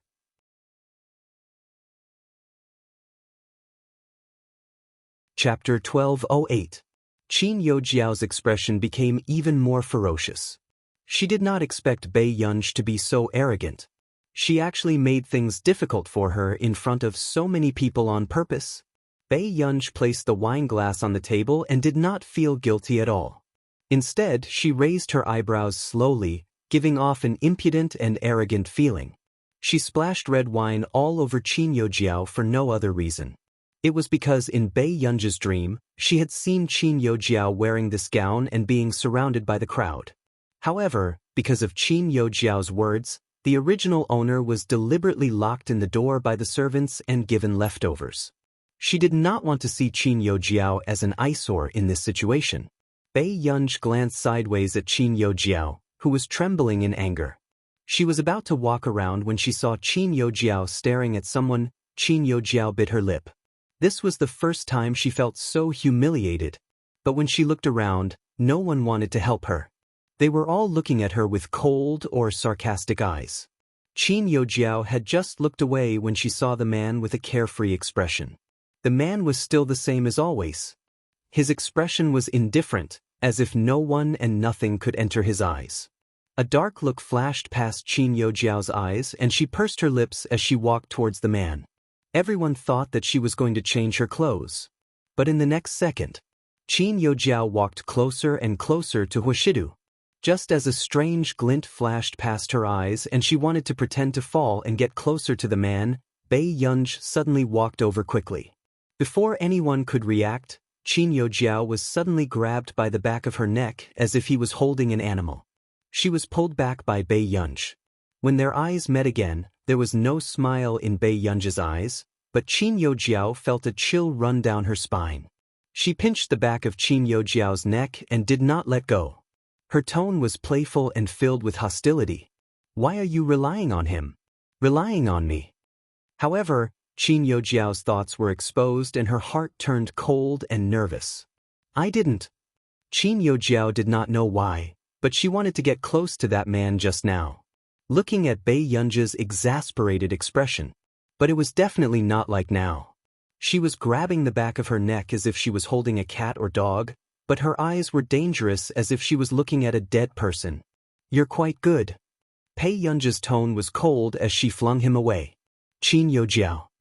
Of her, she could only bite her lip and look at Hua. Mr. Hua. When Sing Su saw this scene, he felt that his master was in a difficult position. Why was he being pestered even though he had done nothing? Moreover, Miss Pei's possessiveness was too strong. Suddenly, the man stood up and walked towards them. Seeing him, Yojiao's eyes. However, after that, the man only held Bei Yunj's hand casually and walked to the side, not even looking at her. Sing Su, it's settled. Yojiao. In Yojiao no. However, the man held Bei Yunj's hand and did not even look at anyone else. Yes. Sung Su answered and walked in front of Qin Yojiao. Miss Qin, do you need me to say anything else? Bei Yunj knew that it was not a man's business to be held by someone, but she still said sourly. You seem to be very good at seducing people. Even Qin Yojiao had taken a fancy to him. Huashidu was speechless. He did not know what this child was thinking about all day long. P.S. At least you can sleep first. I'll take a shower and continue reading. End of chapter.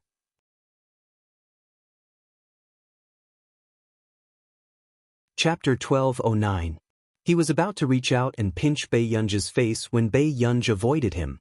Are you that angry? Huashidu's lips curled up unconsciously. Before Bei Yunj could speak, she suddenly heard someone calling her. She could only glare at Huashidu with gritted teeth. Huashidu rarely felt that his child was a little fierce. After Bei Yunj left, Zhou Yu walked over carefully. Master Du, Miss Pei's expression just now looked like she wanted to eat someone. Who knew? Huashidu laughed, casual and frivolous. I didn't say that I wouldn't let her eat it. When the little girl pulled a long face, she gritted her teeth fiercely. Grandpa, what's the matter? Bei Yunj walked over and her unhappiness dissipated. Look, this is your Grandpa Sheng's grandson. He's the same age as you. Old Master Qin seemed to have drunk too much and was overjoyed. Bei Yunj's eyes met with the blushing face of the handsome boy opposite her and suddenly had a bad feeling. Miss Pei is really amazing. How did you get 749 marks in the college entrance examination?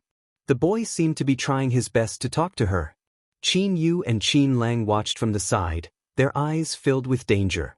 However, with the old master around, they did not dare to be impudent. Bei Yunj said, "Just write less for your essay." The boy was speechless. All the elders were speechless.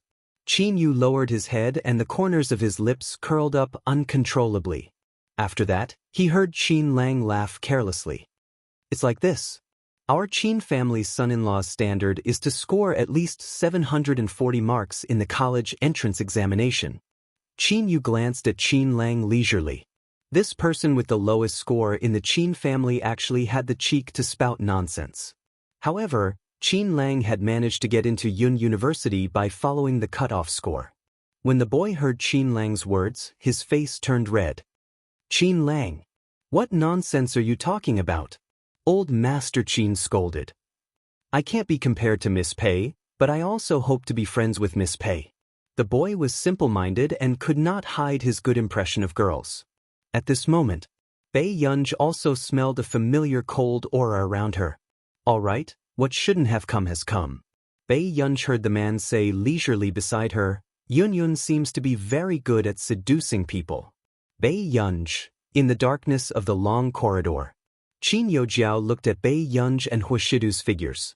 The light in her eyes was strange and there was a trace of unwillingness in her expression. If she had met Huashidu first outside the mental hospital that time, would she? Miss Qin always likes things that don't belong to her. Qin Yojiao turned around and saw Song Yao with curved eyebrows and beautiful dimples by her lips. Miss Song wants to humiliate me in order to please Bei Yunj? There was a hint of sarcasm in Qin Yojiao's voice. Or do you really think that Bei Yunj treats you as a friend?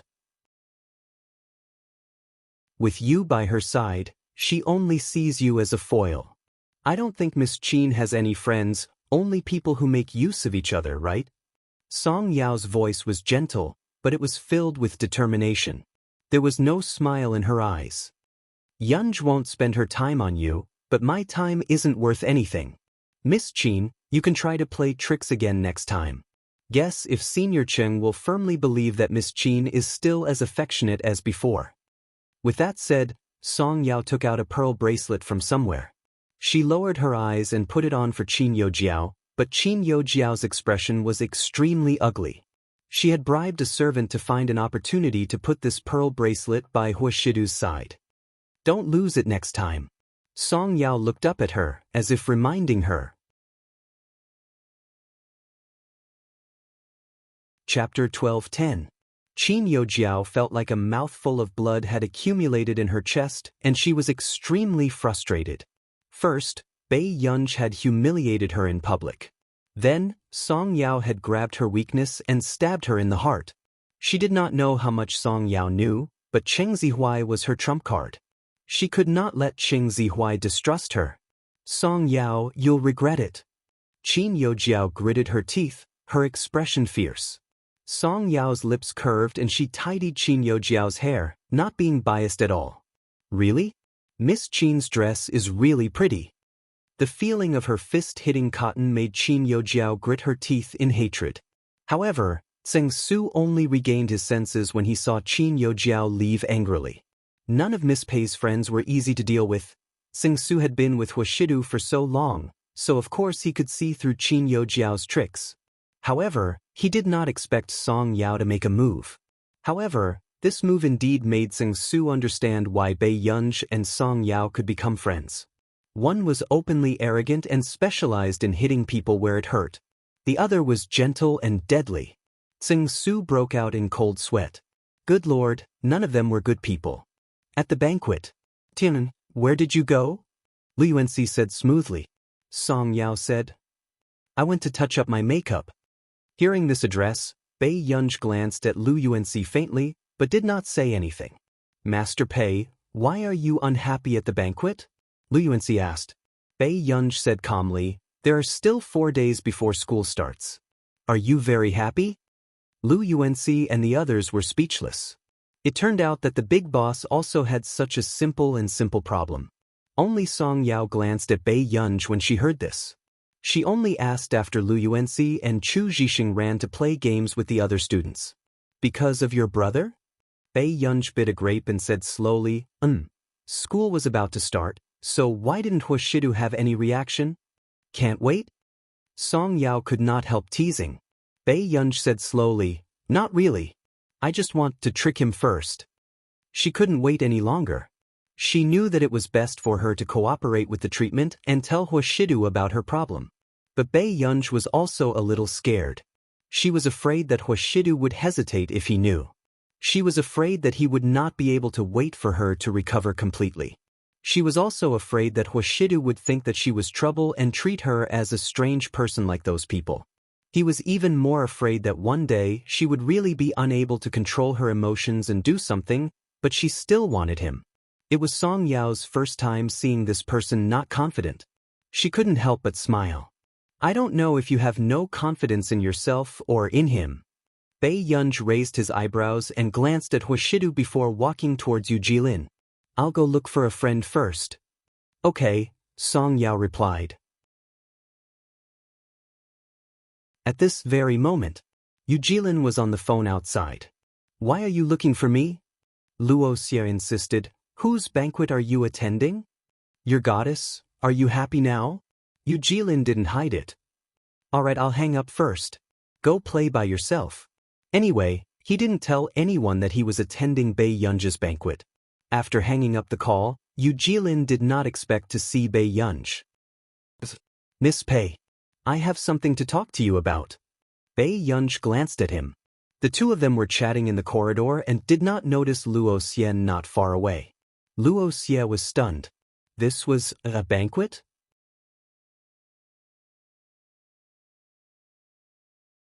Chapter 12:11. The unclear memories in Luo Xie's mind suddenly became clear. He froze and remembered that at K University, when the hackers attacked the system, Bei Yunj was walking around with the computer. Later on, when he went to look for Nancy, the candy on Nancy's laboratory table was also prepared by Huashidu for Bei Yunj. And this time in Yunqing, he had seen Yu Jilin, who was helping with the treatment, with his own eyes. He had walked with Bei Yunj more than once. So, it was Bei Yunj? Luo Xie's pupils constricted and he subconsciously muttered to himself, impossible. How could a new scientific researcher who had won an international award be a girl in her early 20s? After Luo Xie came back to his senses, he saw Zhou Yu in the courtyard. He immediately grabbed his arm and walked into a dark corner. He asked impatiently, Who is Bei Yunj? Zhou Yu was shocked. Why are you here? Let me ask you, is Bei Yunj? Luo Xie's hands were trembling. He didn't know if he was nervous or afraid. Zhou Yu's gaze swept to the man who was smoking on the second floor before he regained his senses. Yes, Dr. Luo.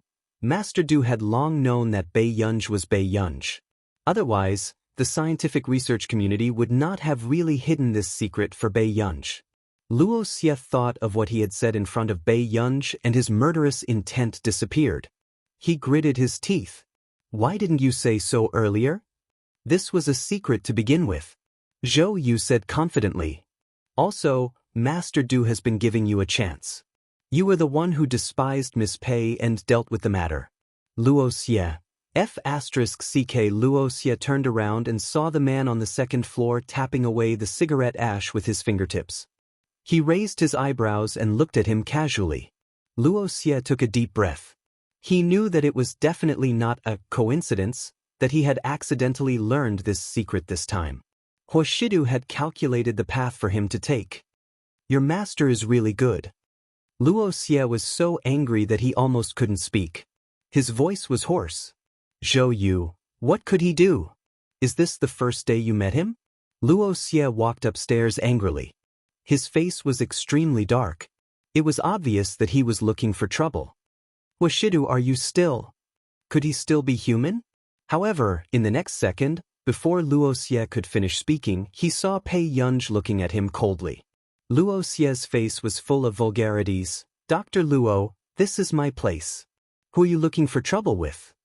Pei Yunj asked with a faint smile, blatantly protecting the man behind her. Luo glanced sideways at the man behind Pei Yunj and raised his eyebrows lazily at him. A mouthful of blood was stuck in his throat. What a dog! Is he even human? Yun, Luo Xie should be looking for me. The corners of Hoshidu's lips curled up. He calmly scratched Pei Yunj's chin as if he was coaxing her. When Luo Xie saw this scene, his brain froze. His goddess had been abducted by his brother just like that? Then go home early. Don't drink, Pei Yunj reminded her. Okay. Luo Xie was expressionless when he saw that the two of them were as unrestrained as usual. After Pei Yunj left, Luo Xie took a deep breath. Hoshidu, you're really good. I was fooled by you. I didn't intend to fool you. Hoshidu said calmly, she didn't want you to know. Then you're deliberately letting me know now? Hoshidu bit the cigarette and took a puff. He blew out a beautiful smoke ring and said unhurriedly, there's something wrong with the way your little junior brother looks at my child.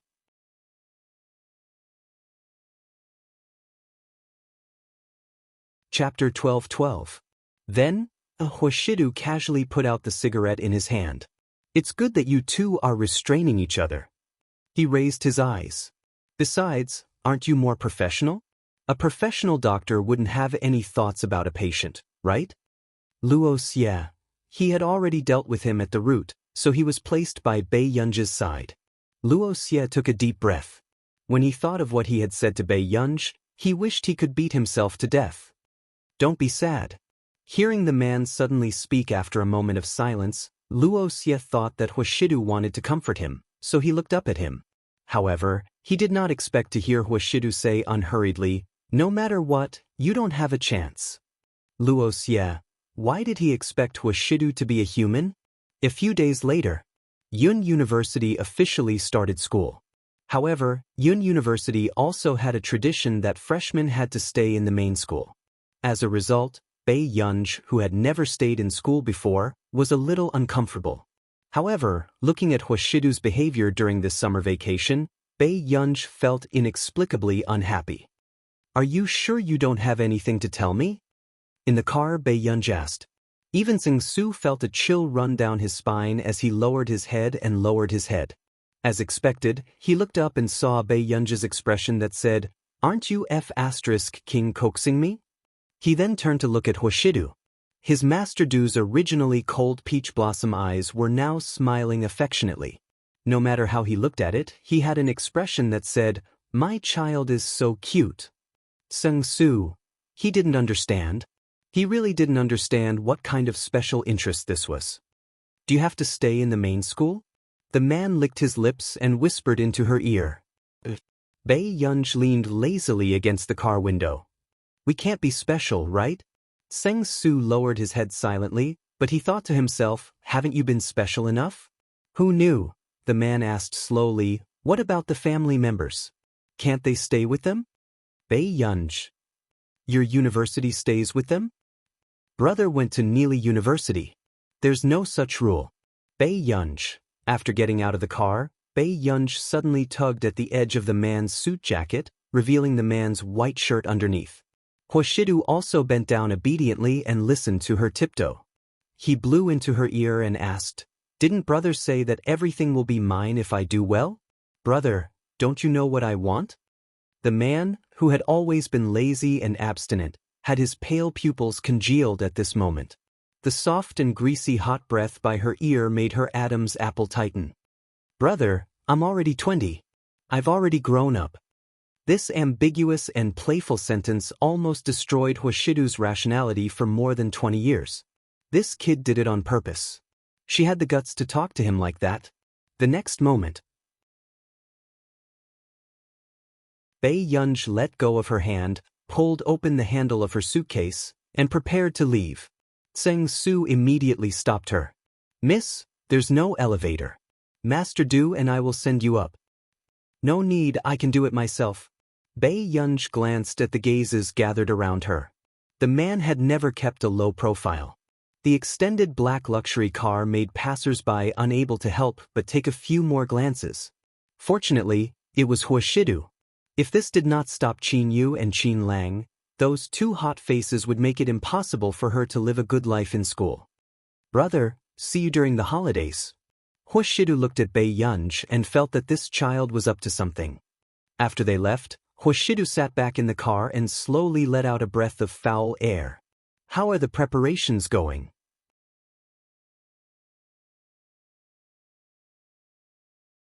Chapter 12-13. It'll take another half a month. Sang Soo said carefully. Hoshidu turned the expensive watch on his wrist carelessly. Thinking of how the girl had leaned close to him just now, that faint fragrance made it difficult for him to control himself. It burned his heart that had calmed down for a long time. Born in a prestigious family like the Hua family, Hoshidu had seen a lot of ugliness and obsession in the industry since he was young. However, his natural coldness and the Hua family's innate upbringing made men accept the secular world, but they also scoffed at things like lust. But now, what was growing crazily in his mind was the desire he had once scoffed at. Especially when Bae Yunj said, "I'm 20 years old. I've already grown up."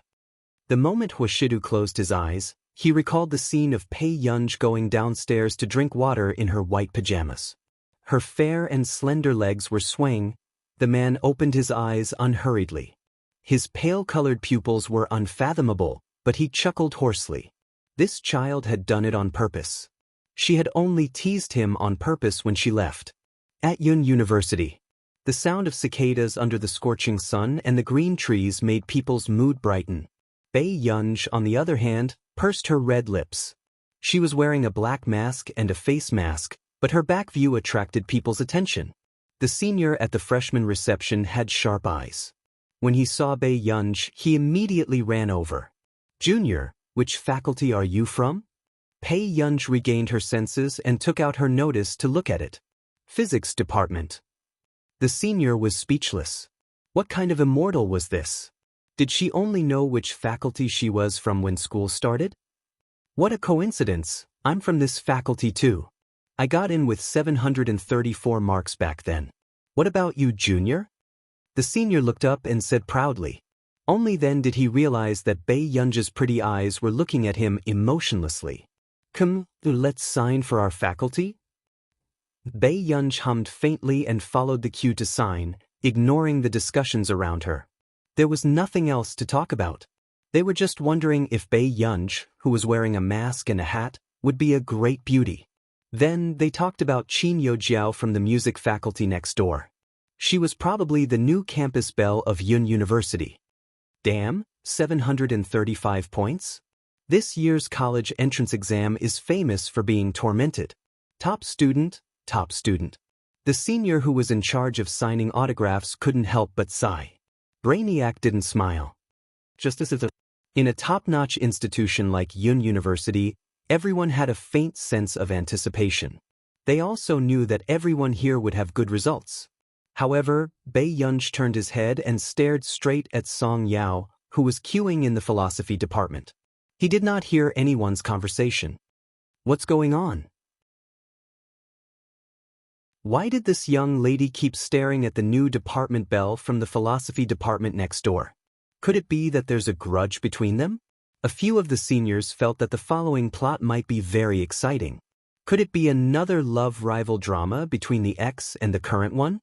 Bae Yunj retracted her gaze and walked to the registration form to fill in her name. "Junior sister, how was your college entrance exam? How many points?" "Just so." Bae-yunj did not mention the results.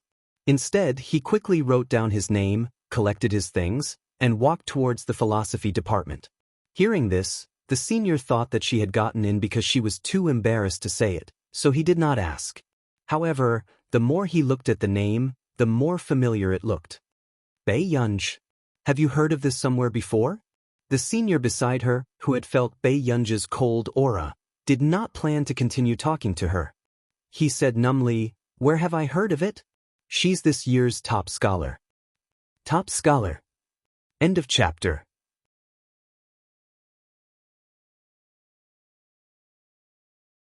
Chapter 12-14. The senior stood up suddenly and saw their college entrance examination top scholar suddenly hug the gentle-looking but indifferent philosophy department belle from behind. Why did the scene look so orangey? That's the college entrance examination top scholar? After the seniors regained their senses, they stood up abruptly. Previously, in the office, they had heard the computing department boast that the top scholar would definitely enter their department. They did not expect the top scholar to enter their physics department. At this moment, just as they thought that the gentle and distant philosophy department belle would push away their department's top scholar, they saw the department belle turn around and take off Bae-yunj's black mask. They could not see the big boss's true face clearly, but that extremely beautiful face made them feel like they had been struck by a god from 10 meters away. How could the college entrance examination top scholar look like this? The creator was too unfair. Is our department going to have a school bell? The senior asked in a daze. I think so. Bae-yunj saw that Song Yao's face was red from the sun and the tip of her nose was sweating. He took off his hat and covered her head as if there was no one else around. No, you wear it. Song Yao refused. I have an umbrella in my bag. Bae-yunj gestured for her to open her bag. So, the surrounding Yun University students saw the subtle intimacy between their school bell and department bell. Were there too many useless things in their minds? Song Yao opened the umbrella again and Bae-yunj naturally scooped something into her pocket.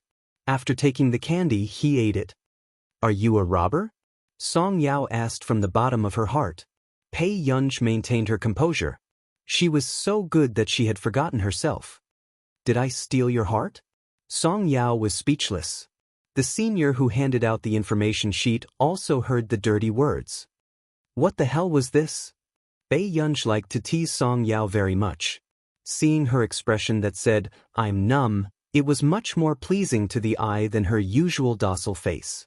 However, she did not expect that her shameless words would cause thousands of posts on the school's forum. Later, even Hoshidu found out about it. On the way, Bae-yunj and Song Yao returned to the dormitory together. They were originally in a good mood. But later, she found out that she and Song Yao were not in the same dormitory. Why are you on the 5th floor? Bae-yunj asked. Song Yao said, the philosophy department is on the 5th floor. Bae-yunj. Then why am I on the 4th floor? The physics department should be on the 4th floor. Song Yao thought that Bae-yunj was unhappy and told her that she would accompany her to the canteen for dinner after tidying up the dormitory. This was the first time Bae-yunj had to suffer in silence. She did not tell Song Yao that before school started, she had hacked the school's website and changed her dormitory. However, Si Qingyan probably found out and changed it back. Bae-yunj felt that Li Siqing's behavior was inappropriate. Very good. However, she had no choice but to follow the arrangement and head to her own dormitory. Frohnine. Haining, you're amazing. You actually scored 739 points in the college entrance exam. A girl praised. The girl who was praised smiled. No, there are bonus points for the college entrance exam. Su Xianing, who was playing games, was expressionless and could not be bothered to respond to such meaningless words. But you're the one with the highest score in our physics department, right? Haining chuckled. How is that possible? With that said, the door was suddenly pushed open. Bae-yunj was still thinking about Si Qingyan and did not release the cold aura on her, so she was caught off guard and met her roommates. End of this chapter.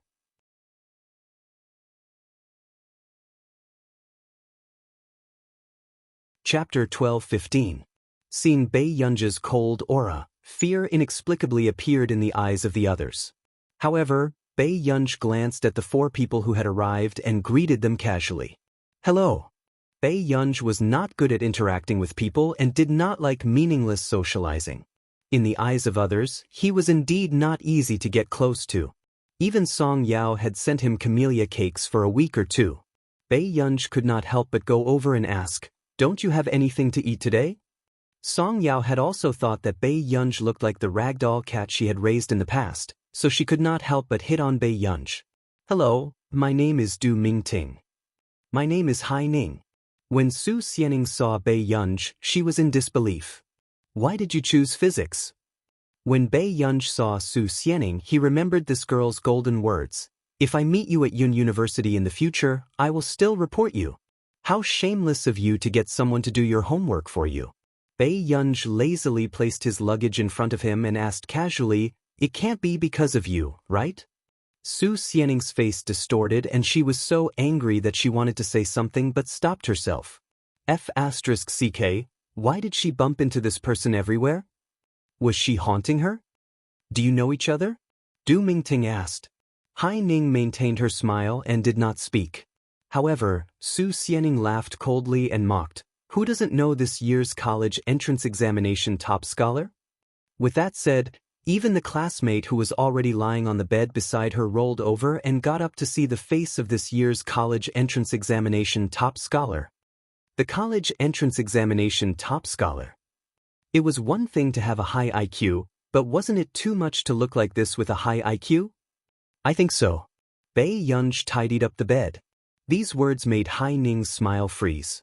However, she was not sure how many points this year's college entrance examination top scholar had and how much higher she was than her. How many points did you get in the college entrance examination? Her roommate continued to ask. Su Xianing interrupted faintly, 749. When Su Xianing found out about this, she had mixed feelings. This bad student who had asked Song Yao to do her homework for her had actually become the National College Entrance Examination top scholar. In an instant, the dormitory fell silent. This was due respect to the top scholar of the college entrance examination. How did he do it? Only 1 mark was deducted from the essay? Bei Yunj answered truthfully, I wrote 100 words short in my essay. Everyone else, wasn't this too arrogant? Was this the confidence of a big shot? I remember my teacher saying that 12 years ago, there was a big shot in another province who would deduct points if he wrote 100 words less. But our province is so strict, and we can only deduct 1 point. The student on the bed gasped and felt his scalp go numb. Those who entered Yun University had the arrogance of a top student. However, this was a big shot contestant who dominated the college entrance examination this year. Who would want to show their presence in front of this person? Only Hai Ning pursed her lips and glanced at Bei Yunj with an unsightly expression. She felt an inexplicable sense of injustice. Then let's go downstairs together later, Du Mingting suggested enthusiastically. Suddenly, Bei Yunj's cell phone rang in her pocket. Bei Yunj glanced at the note and said casually, You guys go ahead. I have something to do. With that said, Bei Yunj walked out. Only the 4 of them were left with different thoughts. She was absent from her first dormitory activity? She's the college entrance examination top scholar. She doesn't want to play with us. The girl on the bed sneered. Unexpectedly, Su Xianing, who did not speak much, sneered. Only cows and sheep gather in groups. I have something to do too.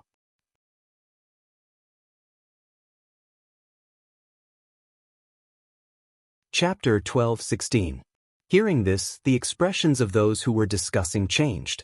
After Su Xianing left, she gritted her teeth and sneered. What are you so arrogant for? At first, when they saw that Su Xianing had been cold to Bei Yunj, they thought that Su Xianing had a bad relationship with Bei Yunj. However, they did not expect Su Xianing to speak up for Bei Yunj. However, Hai Ning smiled and said to them, Oh right, I brought you some gifts. Don't mind them. With that said, Hai Ning gave each of them a box of chocolates, while Du Mingting's eyes lit up. This chocolate is very expensive. The market price in the country is close to 10,000 yuan. "Hi Ning, you're too polite."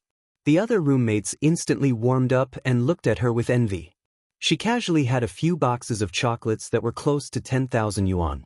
No matter how they looked at it, she was a rich young lady.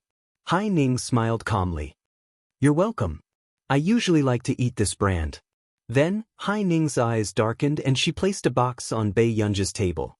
Because of this box of chocolates, the roommates started to talk to Hai Ning about everything. "In the School of Computing." "Why did you call me?" Bei Yunj asked. Si Qingyan rubbed his hands and could not help but hint crazily, "Master Pei, when are you coming to my laboratory to play?" "I'm not free." But he had waited so long. It was not easy for this little ancestor to go to university, but she was telling him that she was not free. "I also want to know why Song Yao and I are not in the same dormitory." Bei Yunj raised an eyebrow and stared at him. Hearing this, Si Qingyan instantly felt guilty. He was indeed the one who did this. Si Qingyan had a feeling that Bei Yunj was not so well behaved, so he specially checked the dormitory list before school started. Si Qingyan explained, "Yunj, there are exactly 18 people in the philosophy department, so there are 3 dormitories. You're from the physics department. Isn't it too obvious to squeeze people out?" Those who didn't know better would think that Yun University was behind this. "Don't be angry. How about I treat you to a meal?" Si Qingyan took out his faculty card and said generously. Those who didn't know better would think that he was going to treat Bei Yunj to a 5-star restaurant. Bei Yunj was speechless. "Alright, why are you studying physics? Are you going to change your career?" Si Qingyan finally remembered. Bei Yunj said casually, "Old master made the decision. It doesn't matter what I learn." Si Qingyan was speechless. To this big shot in front of him, it was indeed the same no matter what he learned. After all, it was just in name, and the school had specially approved that he did not need to attend classes. The other professors couldn't teach her anything. The cafeteria. Anyway, it was Si Qingyan's treat, so Bei Yunj called Song Yao out.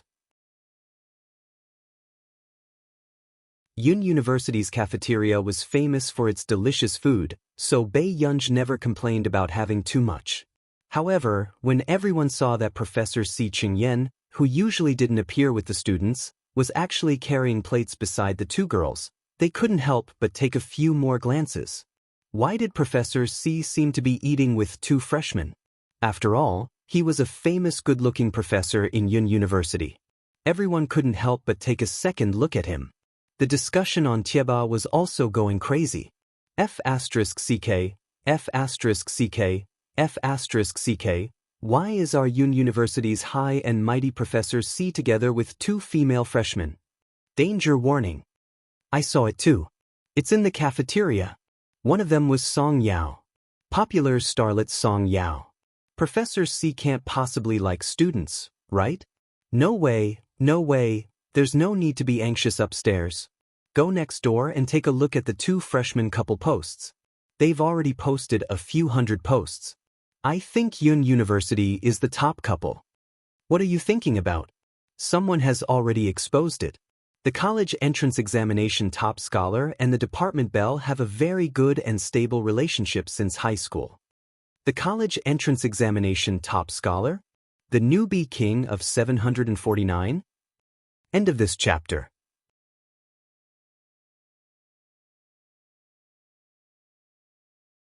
Chapter 12:17. I'm crying. I worked so hard to be in the same school as Sister Yao, but in the end, I saw her coupling with someone. Let's go and take a look at the school bells forum next door. Originally, Song Yao and Qin Yojiao were popular, but the moment the new king entered the school, the votes skyrocketed. She directly suppressed the other young ladies and made them the department belle, as expected of the official match of Sister Yao. The new king is heaven-defying. Do you need me to talk about the new king for everyone? The 4th heir of the Qin family, Qin Yu and Qin Lang's biological sister, has known Sister Yao since high school. I'll secretly add candy. The female lead of Qin Yu's new MV is Sister Yao. They knew each other since high school. No wonder the new king hugged her waist the moment she came up. He's crazy. The people who were still discussing Professor C were instantly brought into the CP pit. Room 409. The few of them were still gossiping when suddenly, someone knocked on the door. The moment Du Mingting opened the door, she saw a familiar senior. "Hello, I'm Wei Jinmin." Wei Jinmin? The head of the publicity department of the student union? The girl on the bed immediately walked down and said excitedly, "Senior Wei, I'm Chao Yingying from the physics department."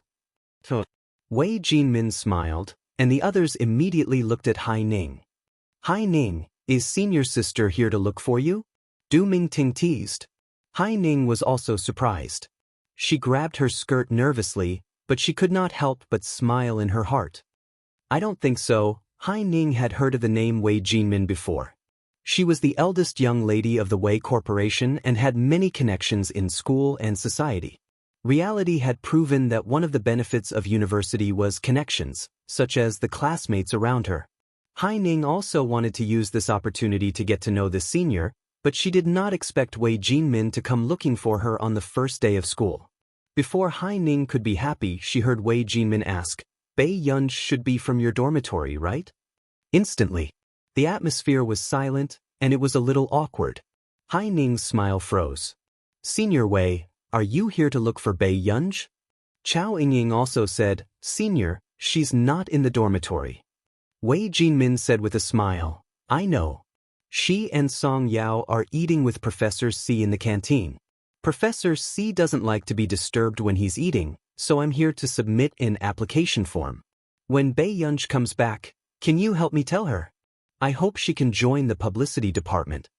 Hai Ning and the others didn't look too good. Professor C? Professor C Ching-yen from the computer science department? But how did Bei Yunj know someone like that?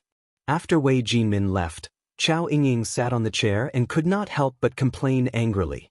"What roommates? He ate with Professor C and didn't bring Song Yao along. No wonder he's not willing to eat with us. He thinks we're troublesome." Chao Yingying looked at Hai Ning. "Hai Ning, you are too kind.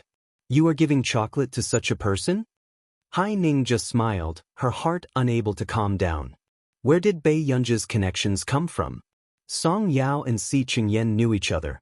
After Bei Yunj finished dinner, she was shamelessly dragged to the laboratory by Si Ching-yen. She helped him until around 9 o'clock before it was completely over. However, she did not expect that when she returned to the dormitory, the door was locked and the key was useless. Bei Yunj raised her eyebrows and a dark look flashed past her eyes. In the end, she walked to the 5th floor very naturally. The next day, the girl from the philosophy department almost went crazy when she saw Song Yao get out of bed and there was still movement under the blanket. End of this chapter.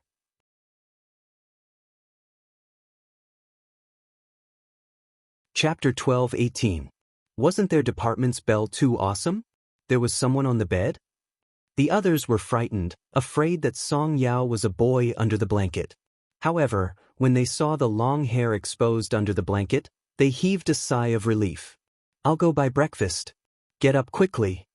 Song Yao tied her hair up and went out to buy food after washing up. The other roommates looked down. 10 minutes later, they saw a fair and slender hand reaching out and holding the bed railing lightly as she walked down slowly. When Bei Yunj slept, she only wore a black singlet. When she got up, she casually put on a white cotton shirt that was so thin that it was almost transparent. After she got out of bed, she sat on Song Yao's seat with her clothes in a mess.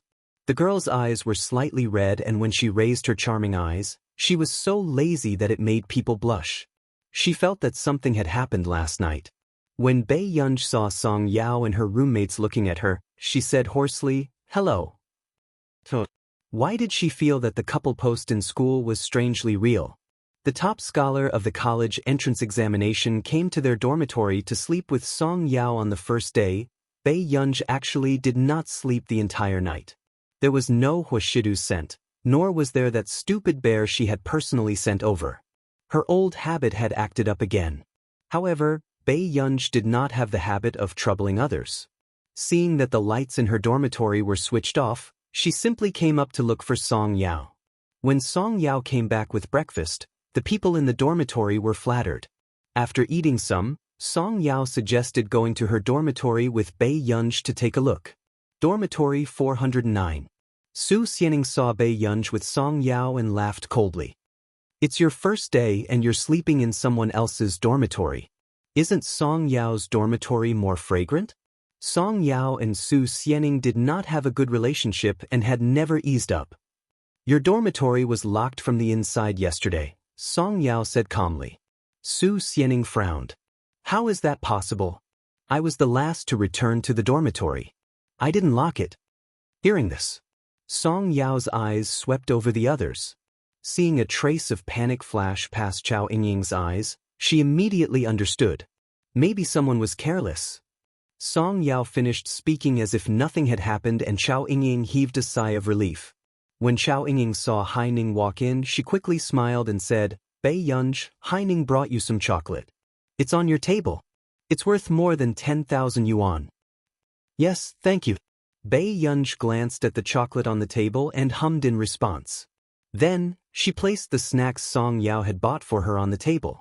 Hai Ning casually glanced at the snacks. They were all cheap goods from convenience stores. The smile on her face deepened. Hai Ning, why is the dean looking for you so early in the morning? Du Mingting asked. Hai Ning couldn't hide the joy in her eyes. She couldn't help but look at Bei Yunj. Let me speak as the representative of the freshmen. I thought that the director would think that you're the freshman representative, Yunj. Bei Yunj raised an eyebrow and didn't say anything else. Congratulations. Everyone else. Yesterday, in the laboratory, Bei Yunj had even rejected the representative of Yunqing University from the International Academic Conference. How could Si Qingyan be stupid enough to ask Bei Yunj if she wanted to be the freshman representative? Chao Yingying looked down on Bei Yunj's perfunctory attitude and said with a meaningful smile, people who feel uncomfortable because of this are too petty. Song Yao suddenly looked at her, as if she had seen through all her unbearable thoughts. Her eyes were still gentle. Yes, who knows what someone will do if they feel uncomfortable. Chao Yingying's face was livid, but she was speechless.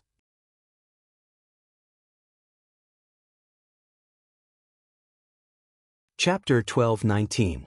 Song Yao's gentle and smiling gaze made Chao Yingying feel uncomfortable. She felt that she seemed to know something. Bei Yunj glanced at Chao Yingying casually and suddenly remembered the chocolates on the table.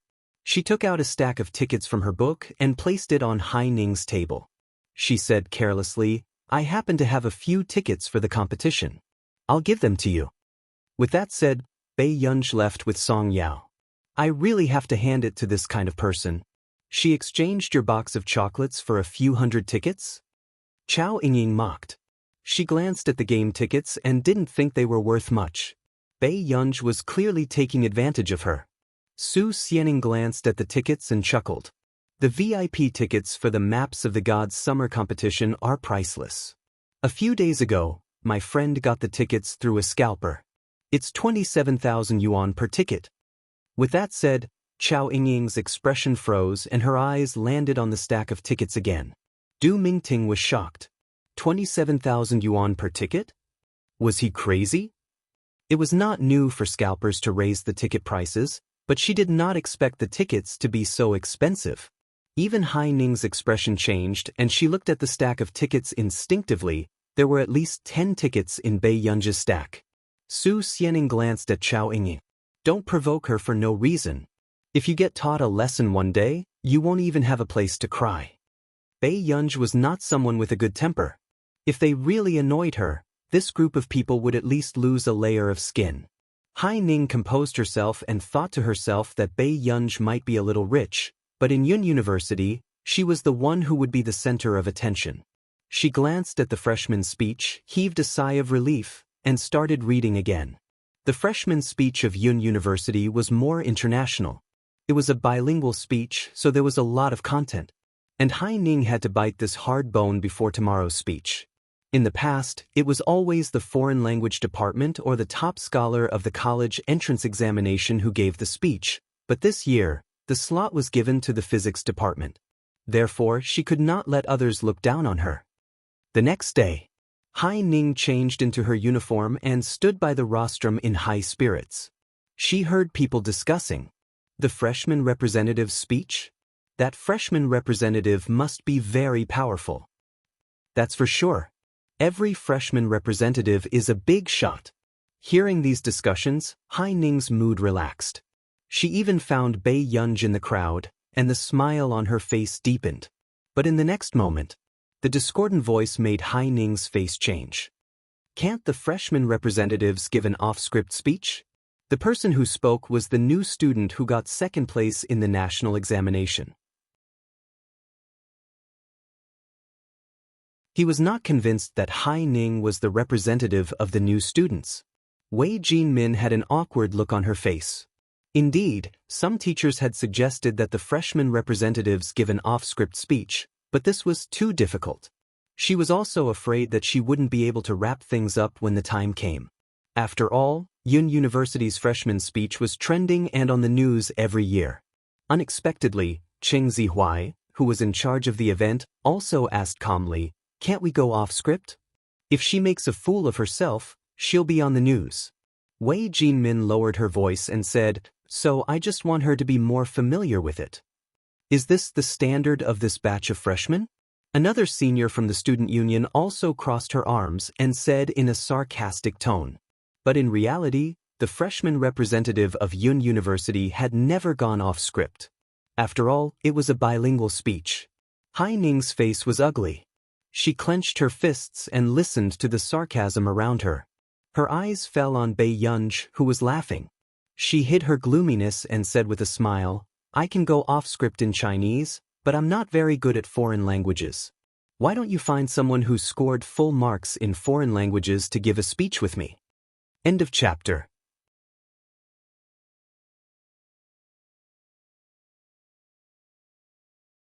Chapter 12:20. Hai Ning made up her mind. Even if she was going to embarrass herself, she would drag someone down with her. The second-ranked freshman did not speak. His foreign language skills were indeed not good. But even if you scored full marks for the foreign language paper, you can't go off-script at the last minute. Wei Jinmin frowned. Hai Ning smiled and said, "I can go off-script one paragraph at a time. My partner only needs to translate. Don't worry, I won't say too much at once." Are there any freshmen who scored full marks for the foreign language paper this year? With that said, even the person who spoke suddenly thought of this year's college entrance examination top scholar. He was a true genius, the new king of the top students. Then go and find Bei Yunj from the physics department. Wei Jinmin was sent to find Bei Yunj, while Hai Ning was carrying a script, unable to hide the ridicule and laughter in her eyes. The second-ranked freshman looked at Hai Ning for a while and said sarcastically, "Hai Ning, you really know how to do things by pulling that top scholar along at this time." How could he not tell that Hai Ning wanted to find a scapegoat? Bei Yunj was still sitting behind Song Yao, watching Song Yao talk to her roommate. She played with Song Yao's hair for a while. Seeing that Song Yao was ignoring her, she raised her beautiful neck and leaned back. "I'm going to make a fuss, Tian Tian." Song Yao was speechless. Song Yao's roommate, who had a good relationship with Bei Yunj, said, "Brother, I'm still listening." Was he so blatantly looking down on her existence? "It's good that you heard it." A certain Pei closed his eyes lazily and raised his eyebrows at his imaginary enemy. Song Yao's roommate was speechless. She did not expect to be so childish when arguing with a big boss. However, this big boss's temper was much better than she had imagined. As long as she bought food for Song Yao, Bei Yunj would bring her some. Suddenly, they saw senior Wei Jinmin, who was very famous in school, running to Bei Yunj panting. "Junior, what's wrong?" Bei Yunj took off her hat and looked at Wei Jinmin. "It's just that everyone wanted the freshman to give a bilingual speech at the last minute, but Hai Ning can't memorize that foreign language speech and wants you to help translate it." The moment Wei Jinmin finished speaking, Song Yao's originally gentle voice suddenly turned cold. "Help translate? Senior sister, don't tell me you don't know how difficult it is to translate Yun University's bilingual speech? Are you treating Yunj as an artificial intelligence by asking her to translate temporarily?" It was her first time seeing Song Yao's gentle eyes filled with coldness. Wei Jinmin was terrified instantly. Everyone was afraid of making a fool of themselves, but the actions of these people were nothing more than roasting Bae Yunj on the fire. Haining agreed. She's going off script one paragraph at a time. As long as Yunj translates it simply, there's no need for her to read too much, Wei Jinmin said. Bae Yunj played with her black hair. After a while, just when Wei Jinmin thought that Bae Yunj would not agree, the corners of Bae Yunj's eyes suddenly curled up. She licked her lips and said, "Sure, but I also have a request. I want to see if you can help me with it." Wei Jinmin, what request? Someone pulled Song Yao and me into the student union and helped us block it. Bae Yunj's casual words made the corners of Wei Jinmin's lips twitch. Wasn't this request too ruthless? Who wasn't eyeing this year's newcomer king covetously? Wei Jinmin took a deep breath. Song Yao said, "Yunj, the speech is trending." You, Bae Yunj smirked and rubbed Song Yao's head before leaving. "It's fine. Wait for me to come back."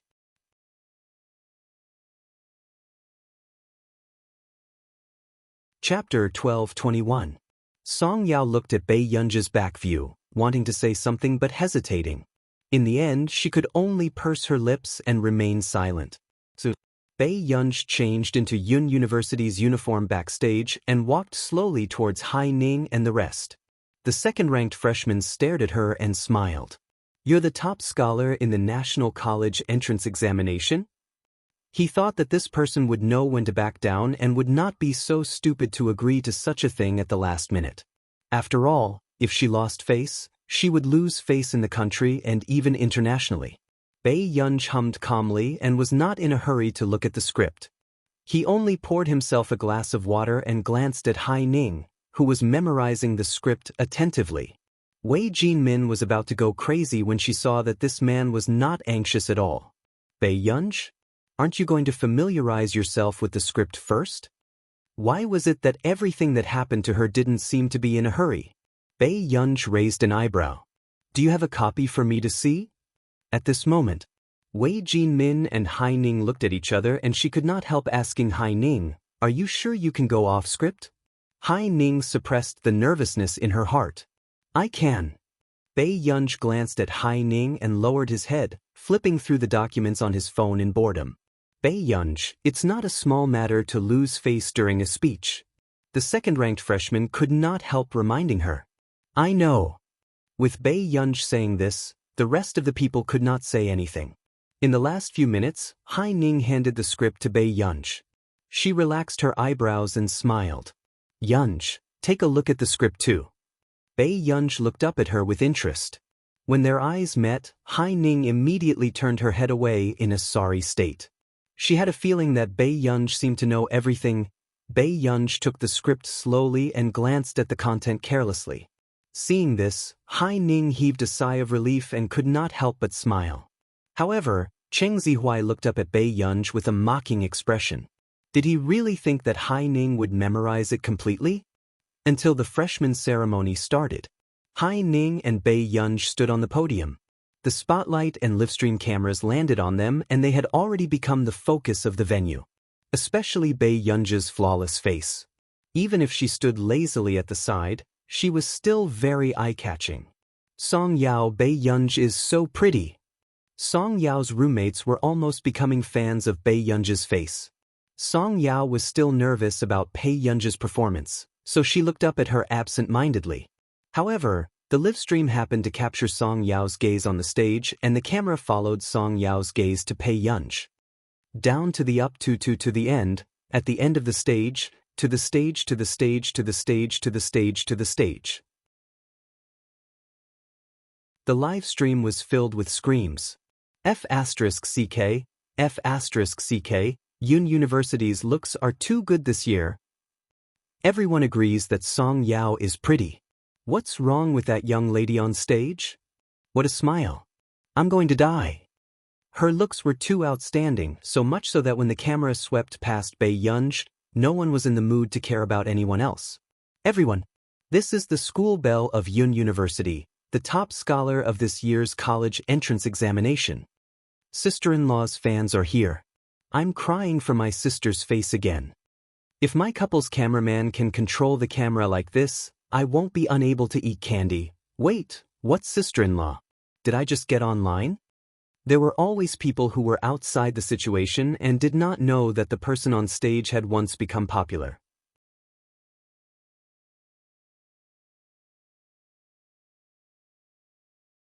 Chapter 12:22. Friend above, did you cut off the internet a long time ago? The discussion in the live broadcast room didn't last long before Hai Ning began her speech as a freshman representative. Halfway through the speech, Hai Ning stood in front of the aerial camera and was inexplicably nervous. She even changed the script and forgot to pause a long section of the speech. F***ck, why did she change the script? The senior who was proofreading the script almost cursed. Wei Jin-min, who was in the broadcast room, saw Hai Ning read a long section of the speech and couldn't help but feel her scalp tingle. She immediately turned off Hai Ning's microphone. But it was too late now. Hai Ning, who also realized this, also changed her expression. She was already halfway through her speech. But when she came back to her senses, she couldn't help but look sideways at Bei Yunj's reaction. She secretly hoped that Bei Yunj would be flustered next. But then, Bei Yunj just casually pressed down on the microphone in front of her, and the following foreign language speech was extremely smooth and standard. The members of the publicity department gradually relaxed, and their eyes were filled with amazement. F***ck, Hai Ning can change the script at the last minute to such a standard? The senior from the foreign language department couldn't believe it. Wei Jin-min watched Bei Yunj's unhurried speech for a few minutes and finally relaxed. She sat down paralyzed. Fortunately, Bei Yunj is still here. If it were anyone else, they would have been killed by Hai Ning. Hai Ning poured out half of the thousands of words in one go. But she said that she would give a speech section by section, leaving gaps and gaps for Bei Yunj to translate. Wasn't she deliberately harming others? Seeing Bei Yunj's calm side profile, Hai Ning finally came to her senses and couldn't help but shiver. How could this be? She thought that Bei Yunj was relying on her good foreign language skills, so she looked at the script and waited for her to translate section by section. But what was the situation now? Bei Yunj really listened to her change of words at the last minute and could directly translate it on the spot? Or did Bei Yunj secretly look at her speech yesterday? Hai Ning's expression was particularly ugly. When Bei Yunj finished translating, she woke up from her daze and hurriedly continued the next section. However, just as the speech was about to end, Hai Ning, who couldn't concentrate, suddenly got stuck and couldn't remember the next sentence. This attracted the attention of all the teachers and students in the school. The people in the broadcast room were even more dumbfounded. Can Hai Ning do it or not? At this moment, Hai Ning's expression changed as well. Just as her heart turned cold, Bei Yunj, who was beside her, suddenly lowered her lips and took over her speech very naturally. This smooth rescue operation avoided the scene of a car accident. The teachers of Yunhua University, who were used to this kind of scene, couldn't help but look at him with admiration. F***ck, did that girl forget her lines? The top scorer's father's rescue operation is so F***king cool. Plus one, I can see it too. What kind of god is this? He memorized his own speech and also remembered someone else's? The top scorer's father speaks English so well, and it's so standard. I don't have anything to do. I'm just here to kowtow to the top scorer's father and pray that my monthly exam will go smoothly. Thank you, father. Pass a cigarette to the father of the top scorer. Please bless me to pass the exam. At this moment, everyone in the publicity department was so excited that they almost hugged Bei Yunj's leg and called him father. Amazing! This is the strength of the top scorer of the college entrance examination. Everyone couldn't help but sigh and sweat for Hai Ning's forgetfulness.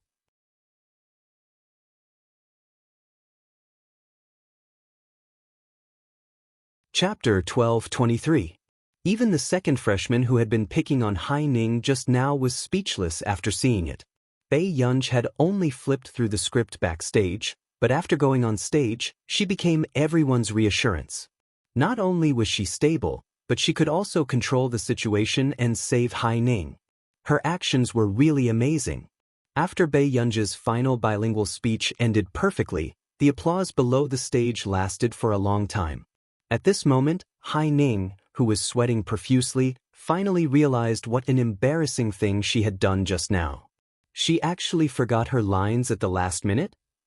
And Bei Yunji saved her? Realizing this fact, Hai Ning's face turned pale and she left the stage with Bei Yunji.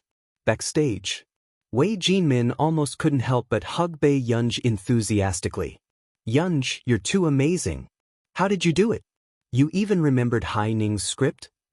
Bei Yunji raised an eyebrow and loosened his tie. "It's not much, just enough to remember." Instantly, the entire venue froze. What kind of hateful memory was this? No wonder this father was slumped on the sofa just now with a "you called me over to save the situation" look. However, from the way Hai Ning recited backstage just now, everyone could tell that Hai Ning more or less wanted to embarrass Bei Yunji in public. However, when Hai Ning forgot her lines, Bei Yunji still took the school's reputation into consideration. This was really the behavior of a big boss. Hai Ning pursed her lips. "Senior, I'm sorry. Just now, why are you apologizing to me? You should thank Yunji. If she didn't save the situation, who knows what would have happened," Wei Jinmin said with a smile. However, Hai Ning's expression darkened even more. Of course she knew that as a Yun University student, her every move would be magnified. In the eyes of the public, as the freshman representative, as long as she made a small mistake, it would easily cause public opinion. Because Yun University was the top university in the country. Hai Ning took a deep breath. "Bei Yunji, thank you." "You're welcome." Bei Yunji's casual and perfunctory tone made her attitude very clear. She did not intend to maintain a false relationship with anyone.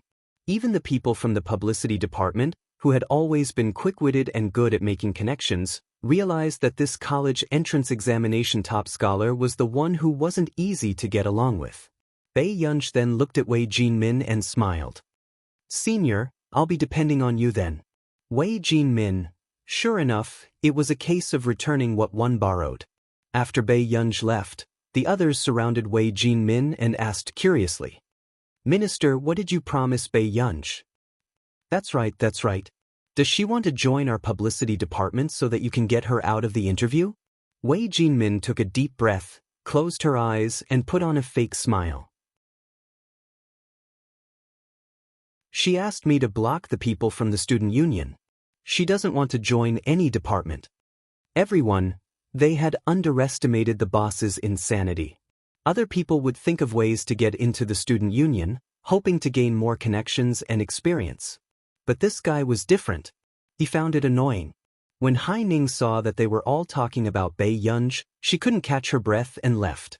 After the speech, Bei Yunji opened the group chat. Indeed, when she saw that Si Chengyan had recorded a video of her speech and sent it to the group chat, she even sighed. Our family has become successful.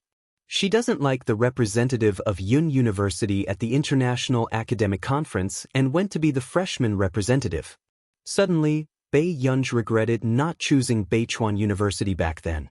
P.S. Good night, thank you for your hard work in helping Master Pei hit the rankings.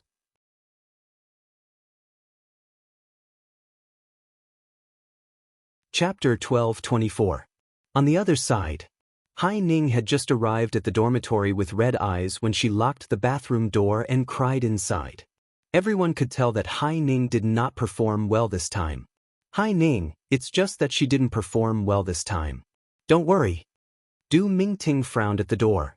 Chao Yingying sneered and said sarcastically, "That person performed quite well. She's even a roommate. Why didn't she comfort Hai Ning?"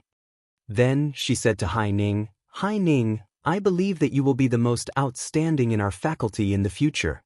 As soon as she finished speaking, Su Xianing, who was eating an apple, laughed indifferently. "What are you laughing at?" Chao Yingying's expression changed. Su Xianing pursed her lips coldly and couldn't be bothered with Chao Yingying. She carried her bag and went to the library. Chao Yingying was so angry that she wanted to curse. But the next moment, Hai Ning walked out again. Chao Yingying saw Hai Ning's red eyes and immediately comforted her. "Hai Ning, What's so great about being the top scholar of the college entrance examination? Isn't she still sitting in the same classroom as you? I believe you can win against her. Then, a strange glint flashed across her eyes as she smiled at Hai Ning. Hai Ning, when the class gathers tonight, you have to perform well. Our form teacher is our vice dean. When Hai Ning heard this, her expression gradually improved and she bit her lip again. She wouldn't lose to Bei Yunj every time. At night, during the class meeting, Bei Yunj was still supervising Si Chingyan and giving him advice from time to time. This scene stunned the graduate students who were led by Si Chingyan. What was going on? This junior was a freshman in their school this year? Why did it look like she was leading Professor Si in an experiment? Si Chingyan was checking the data at the side. Bei Yunj looked at the class message and his eyelids twitched. I'm going to the freshman class meeting tonight. The graduate students widened their eyes. She was really a freshman? But did their computer science department have such a capable freshman? I'll apply for leave for you. Si Chingyan did not even look up. Bei Yunj sneered. I'm from your faculty? Si Chingyan, the graduate students? She was really from another faculty? Let's go. Bei Yunj took off her white coat and walked towards the door. The night was as dark as ink. Bei Yunj had just arrived at the teaching building when she suddenly received a message on her phone. Huo Shidu, in the dormitory? Bei Yunj's eyelids twitched. She licked her cheeks and replied slowly. He's not here. What happened? After a while, Bei Yunj saw the man's reply. At the gate of your school. Bei Yunj felt as if something was scratching her heart. I'm in the teaching building. Bei Yunj sent her location. About 7 minutes later, the man replied. Go downstairs. Bei Yunj couldn't help but smile. She lazily propped up her head and read the message. A few minutes later, as soon as Bei Yunj went downstairs, she saw the man in a white shirt and black pants. All eyes were focused on him, but his pale peach blossom eyes were still a little light. He still didn't seem easy to get along with. Bei Yunj heard the discussions of the girls around her and pursed her red lips unconsciously. When she walked in front of the man, Hoshidu happened to turn around and tilt his head slightly. He curled his lips. Little classmate, good evening?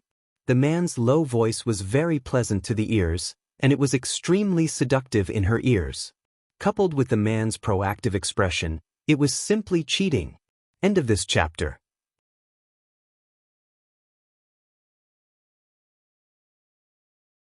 Chapter 12:25. Bei Yunj, on the other hand, was expressionless. Especially amid the soft and uncontrollable screams around her, she was exceptionally cold. The joy from just now was swept away. Are you unhappy to see me? The man raised his eyebrows and laughed in anger at this heartless child. Bei Yunj was still expressionless as she spoke. Hoshidu raised his eyebrows and chuckled softly. He scratched her chin and asked, Have you eaten? The people around them almost screamed when they saw this eye-catching scene. What was going on? Their new school belle of Yun University knew this person. The corners of Bei Yunj's eyes curled up slightly. She was used to the man's comforting words. Then brother will bring you to eat. Hoshidu's words lured her away. Bei Yunj applied for leave from the class meeting and followed Hoshidu out of the school gate. At the school gate, when they crossed the road, the man suddenly held Bei Yunj's hand. His wide and dry palm was warm against her palm. For some reason, something in her heart was stirred up. It was just a hand holding in the crowd, and it seemed to be more intimate than before. The crowd at night was still coming and going, but they seemed to have a private and ambiguous feeling. It stimulated their senses and rippled their emotions. Brother, are you here to have a meal with me? For the first time in her life, Bei Yunj could not calm down because of a hand-holding. They had held hands before, but it was not like today, where it made her thoughts run wild. The man glanced at her unhurriedly and smiled. I originally wanted to accompany our Yun to walk around the road and enjoy the night breeze before sending our Yun back to the dormitory. Bei Yunj, Hoshidu saw that the young lady's ears were red. He hid the smile in his eyes and pretended that nothing had happened. His slender and well-defined fingers gently held the back of her hand, and his deep and magnetic voice sounded in her ear again. As if intentionally or unintentionally bewitching her, he asked intimately, "Brother bought an apartment nearby. After the freshman week ends, can you stay with brother?" When Pei Qian met the man's gaze, she felt as if something had scalded her heart and her ears were burning. "I'll think about it." That was what Pei Yunj said at that time, but when she ate half a bowl more than usual. When she returned, the man asked nonchalantly, "Has Yun Yun thought about it?" Pei Yunj, how much time did she have to think about it? "Brother, we're adults now. We can't just do whatever we want." Pei Yunj's eyelids twitched. After thinking about it, she decided to appease him first. She was indeed not prepared to stay in the apartment with Huashidu. For some reason, he felt like he was having an affair. When the man heard Pei Yunj's gentle persuasion, he licked his itchy teeth and couldn't help but chuckle hoarsely. "Then can't you coax your brother a little?" The man said this seriously. "Pei Yunj, it's good not to be human. I can do whatever I want. I'll think about it for one more night." It was not because of anything else, but because of the gentleness in the man's eyes today. It was simply too much. She could not think properly. "All right then." Huashidu was not in a hurry. Instead, he leaned over casually and stuffed the keys into her pocket. Pei Yunj turned her face slightly and could see the mole on the man's sexy Adam's apple trembling with his deep laughter. She blushed and her heart raced. "Brother will wait for you. P.S. Continue in the morning."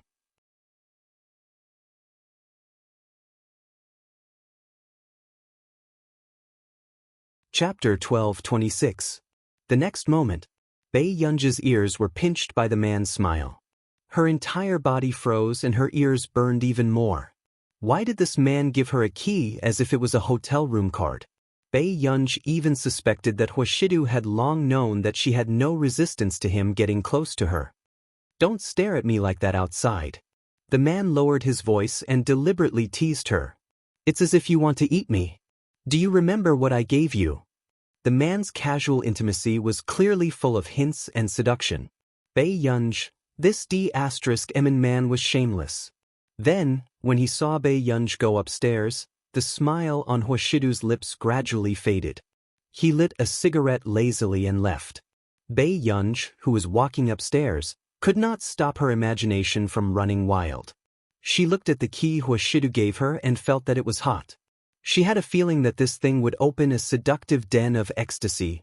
After entering the dormitory, Su Xianing, who was cutting a big mango, looked at Pei Yunj strangely. "What's wrong with you? Is the weather so hot?" She was only wearing a loose t-shirt. Why was her neck so red? "Pei Yunj, the form teacher asked me to bring you a military training uniform. You're really good. You applied for leave on the first day."